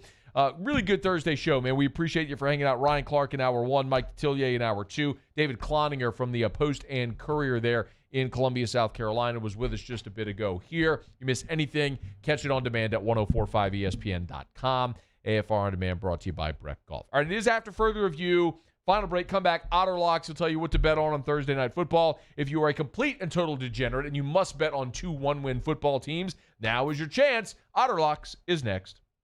AFR. Love telling you about our friends over at Premier South Roofing and PremierSouthLA.com. Baton Rouge, Lafayette, North Shore, and Lake Charles, and always online at PremierSouthLA.com. If you are recovering from Laura or Delta or any of the storms that hit our state this year, Premier South Roofing, you have options, no doubt. But one of the worst case scenarios that unfolds after a storm is out-of-state companies come into the storm-riddled area because there is an abundance of work to be done. And so often it's companies that either aren't licensed or do shoddy work, and then they're gone within a month or two, and you've paid them, and you can never get to them again. Have it done right the first time by a company that's won ethics awards from the Better Business Bureau. It's Premier South Roofing. Online at PremierSouthLA.com. PremierSouthLA.com for Premier South Roofing. I've been doing business with Luba for 25 years. They're dependable, trustworthy. It's just the attention to detail with our clients. Our folks have years and years of experience. They're highly trained professionals, but many companies have that asset. What I'd like to think makes Luba a bit different is that we use those talents in a way that truly is dedicated to serving the needs of the folks who depend on us. From the makers of Blue Moon comes Light Sky. An extraordinary citrus sweet brewed with real tangerine peel, only 95 calories. Welcome to the light side of the moon.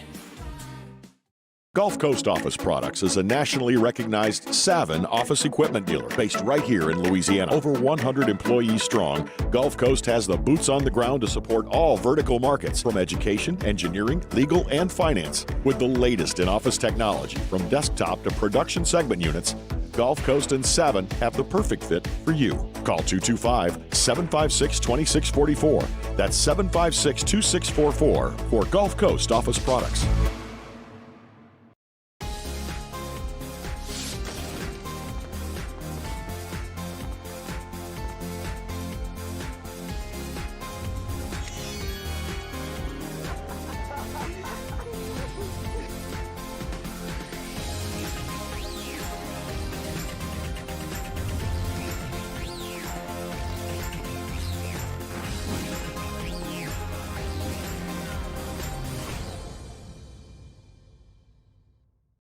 Hi, this is Chance Inman, President and Chief Operating Officer for Janney King Gulf Coast. Here are some ways to protect yourself and those around you from the coronavirus. Wash your hands often and thoroughly. Cover coughs and sneezes with your elbow. Disinfect high-touch surfaces regularly. Use non-contact methods for greeting others. And avoid touching your face. Following these steps, as well as social distancing, should help all of us stay healthy. To all of our heroes working on the front lines of this COVID-19 pandemic, your bravery and selflessness represent the very best of us, and we want to say thank you. I'm asking everyone around the state to join me in celebrating the heroism of our healthcare professionals on the 19th of every month at 1900 hours, that's 7 p.m. Write a note of appreciation, make plans to donate to charitable organizations, or say a prayer. To learn more, visit 19thanks.org. Thank you, and God bless. Peyton was awesome the whole time, like so friendly, very quick to just come up, like let me know if there's anything you need, and just really make you feel like you're taking.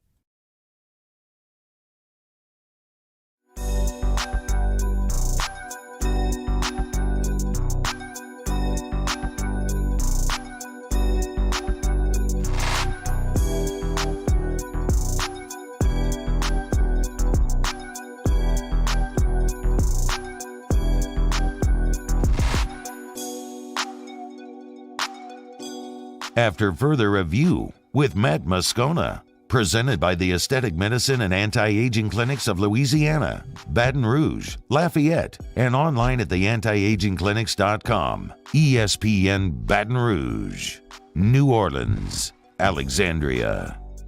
All right, let's do a little Otterlocks. Otterlocks, presented by Hot Rods Creole, the way to Creole. All Shop right, online, hotrodscreole.com. My bad, I screwed it up. I stepped on it. Otter joins us, hotrodscreole.com, hotrodscreole.com, hotrodscreole.com, the new way to Creole. Otter, how are you? Doing fantastic, Matthew. Doing fantastic. Hey, man, do we have to watch this NFL game tonight? Well, you could have been forced to watch the Giants and Redskins last week on a Sunday, but I mean, just give the Rams the NFC East title and put them in and get a home. The crazy thing is, somebody from this division is going to host a playoff game. They're going to host a playoff game. You're looking at Dallas and Philadelphia. I mean, it's been bad. Philadelphia loses a couple of key guys tonight. They'll be without Miles Sanders, and they do get Zach Ertz back, and also making his Eagles debut is Deshaun Jackson is in his 2020 debut. So Sterling Shepard, the Oklahoma wide receiver, will try and give somebody for Danny Dimes to throw the ball to. But interesting line movement. It opened up at 6.5. It went to 4.5. Total staying at 45 the whole time. But kind of, I don't know where the Giants' love is a whole lot. But, I mean, they have covered 2 in a row against I'm sorry, they did not cover against they covered against Dallas. They won the game, but did not cover against Washington on Sunday. So Philly kind of seems like the play here. But you know what? In the 2020, no fans, sometimes home field can be a bad thing when the sound guy on third, when you don't make it on convert on third down, they hit the boo button. So hey, that's one thing to watch, okay? I promise Philadelphia will not be perfect on third down conversions tonight. You got to hear the boo button. Hey, does do you have a so you're playing the Eagles tonight? Slight. I really don't like either of these games tonight. But, yeah, it's gone to the head selection. Yeah, I'd have to play it against the Eagles. Giants are really bad. Really bad. You have a, after 2 games, an updated World Series play? Someone wants to play the rest of the series? I think it's 180 now, minus 180 plus 160. I was a little confused about the Dodgers trying to mimic the kind of pitching by committee deal. Looked like a midweek game in the SEC. It was a little extreme. Now, Gosselin, I went more with the larger sample size, where he did very good. He was better than Snell over the regular season. But this is 0 for 3 now on shaky performances in the postseason. 2 against the Braves, and now this one. So he's probably done with starting, minus just sort of an opener deal like he did last night. But a little bit too much for the Dodgers last night. They had their chances. I mean, they were one hit away from getting Snell out of the game, but just didn't work out that way. And no feeling on Arkansas State, App State, the college game on ESPN? Arkansas, App State went from 10 to 14. Arkansas State, they're scoring all kinds of points. I don't know if you remember that game about a week and a half ago. It's 59-52 in regulation too, no overtime, where they won against Georgia State. Their offense is on fire right now. Both these teams average same yards per play on offense, but much different on the defense. But App State a little tick off. Third coach in as many years for a very good program with a small budget, so the coaches are going to take better jobs. But a little bit of a small lean toward Arkansas State. They can score. They've been scoring like crazy. Their average score total the last over the season has been right under 80 points. So they should be able to score to keep it within 14. All right. Otter Locks with Jimmy Ott, brought to you by Hot Rods Creole, HotRodsCreole.com. Otter Locks, Jimmy Ott. For Game Time with Jimmy Ott, there will be over at Jolie Pearl for Thursday night football right there downtown Baton Rouge. Mincy's on his way to Barstool via Oxford. I'm going to EJ's last Thursday night game at Episcopal tonight. They're 3-0. So I had to get some guy. I can't pronounce his last name. It's like Hamagrim? Hamagrim? I hope he's free. Charlie, my boy, Charlie, pinch hitting for me tonight at Jolie Pearl. Always a good. All right, Otter, we appreciate it, man. Thanks. All right, that is Jimmy Ott. Game Time with Jimmy Ott follows us in Baton Rouge. And, of course, you can watch it on the Game Time with Jimmy Ott Facebook page. CV, did you learn anything in 30 minutes? I did, actually, Matt. If you want to give yourself a nickname, you have to be Marcus Spears level good. Paulie? Wcka was a better signing than Ismail Shosser. Matthew, what did you learn today? Dan Orlovsky's going to be on the call for LSU. RC told us that whenever he name dropped Dan Orlovsky earlier. And RC name dropped Dan Orlovsky. Y'all have a great night. See ya. AFR. As we get on down the road, always love reminding you about our friends over at Relief Windows and ReliefWindows.com. Windows, door siding, Relief Windows, and ReliefWindows.com. Brandon Holly, his wife Adrian, their team, golly, it's been so fun watching them grow over the last 5+ years to be what they have become regionally as such a leader in the industry. If you need windows, doors, or siding, nobody's going to treat you better than Relief Windows. Brandon Holly says it all the time. He's as genuine a human as you would ever want to meet. And Brandon will say, look, man, this is my legacy, it's my name, and it matters. And how you treat people is what matters. And it's not just about installing windows or doors or siding. It's about what you're doing for people to their homes and treating people right. So Brandon will never take $1 from you until you're thrilled with the work that they've done. He'll even say sometimes, Matt, I kind of like when people complain because that gives us an opportunity to show who we really are. That's Relief Windows. Windows, door siding, Relief Windows, ReliefWindows.com. ReliefWindows.com. At Corval Toyota in Opelousas, you can get into a 2020 Camry LE with 0% for 6 years or for $22,890. Hurry in, they won't last long. That's Corval Toyota in Opelousas, Happy Town, USA. Do you know someone who sets a good example for all of us to follow? Someone who, without being asked, shows leadership, selflessness, and service to their community? We believe that's the definition of a good citizen, and so does Citizens Bank and Trust. So, if you know someone that sounds like what Jordy was just describing, nominate them to be your good citizen, and they'll have a chance to win $500 from Citizens Bank and Trust. Plus, we'll mention him right here on the show. So go to citizensbankandtrust.com for more details and nominate your good citizen. Are you a licensed contractor? There's lots of good contractors in Louisiana doing work the right way, but unfortunately, too many unlicensed contractors are working outside the licensing requirements. Working as a contractor in Louisiana requires a license for the company doing the work. The Louisiana State Licensing Board for Contractors wants to help you get licensed to allow you to conduct work legally. It's not difficult to get the license. We can help you. Go to lacontractor.org for more information. Licensed contractors, it's the law. At All-Star Toyota, you get it all. If you're in the market for an all-new Toyota vehicle, come see our friendly and knowledgeable sales team at All-Star Toyota. Located in Baton Rouge at the corner of Airline and Goodwood, we've been serving our community since 2005 by offering a large selection of new Toyota cars, trucks, and SUVs. Get behind the wheel of your dream car and take a test drive at All-Star Toyota today.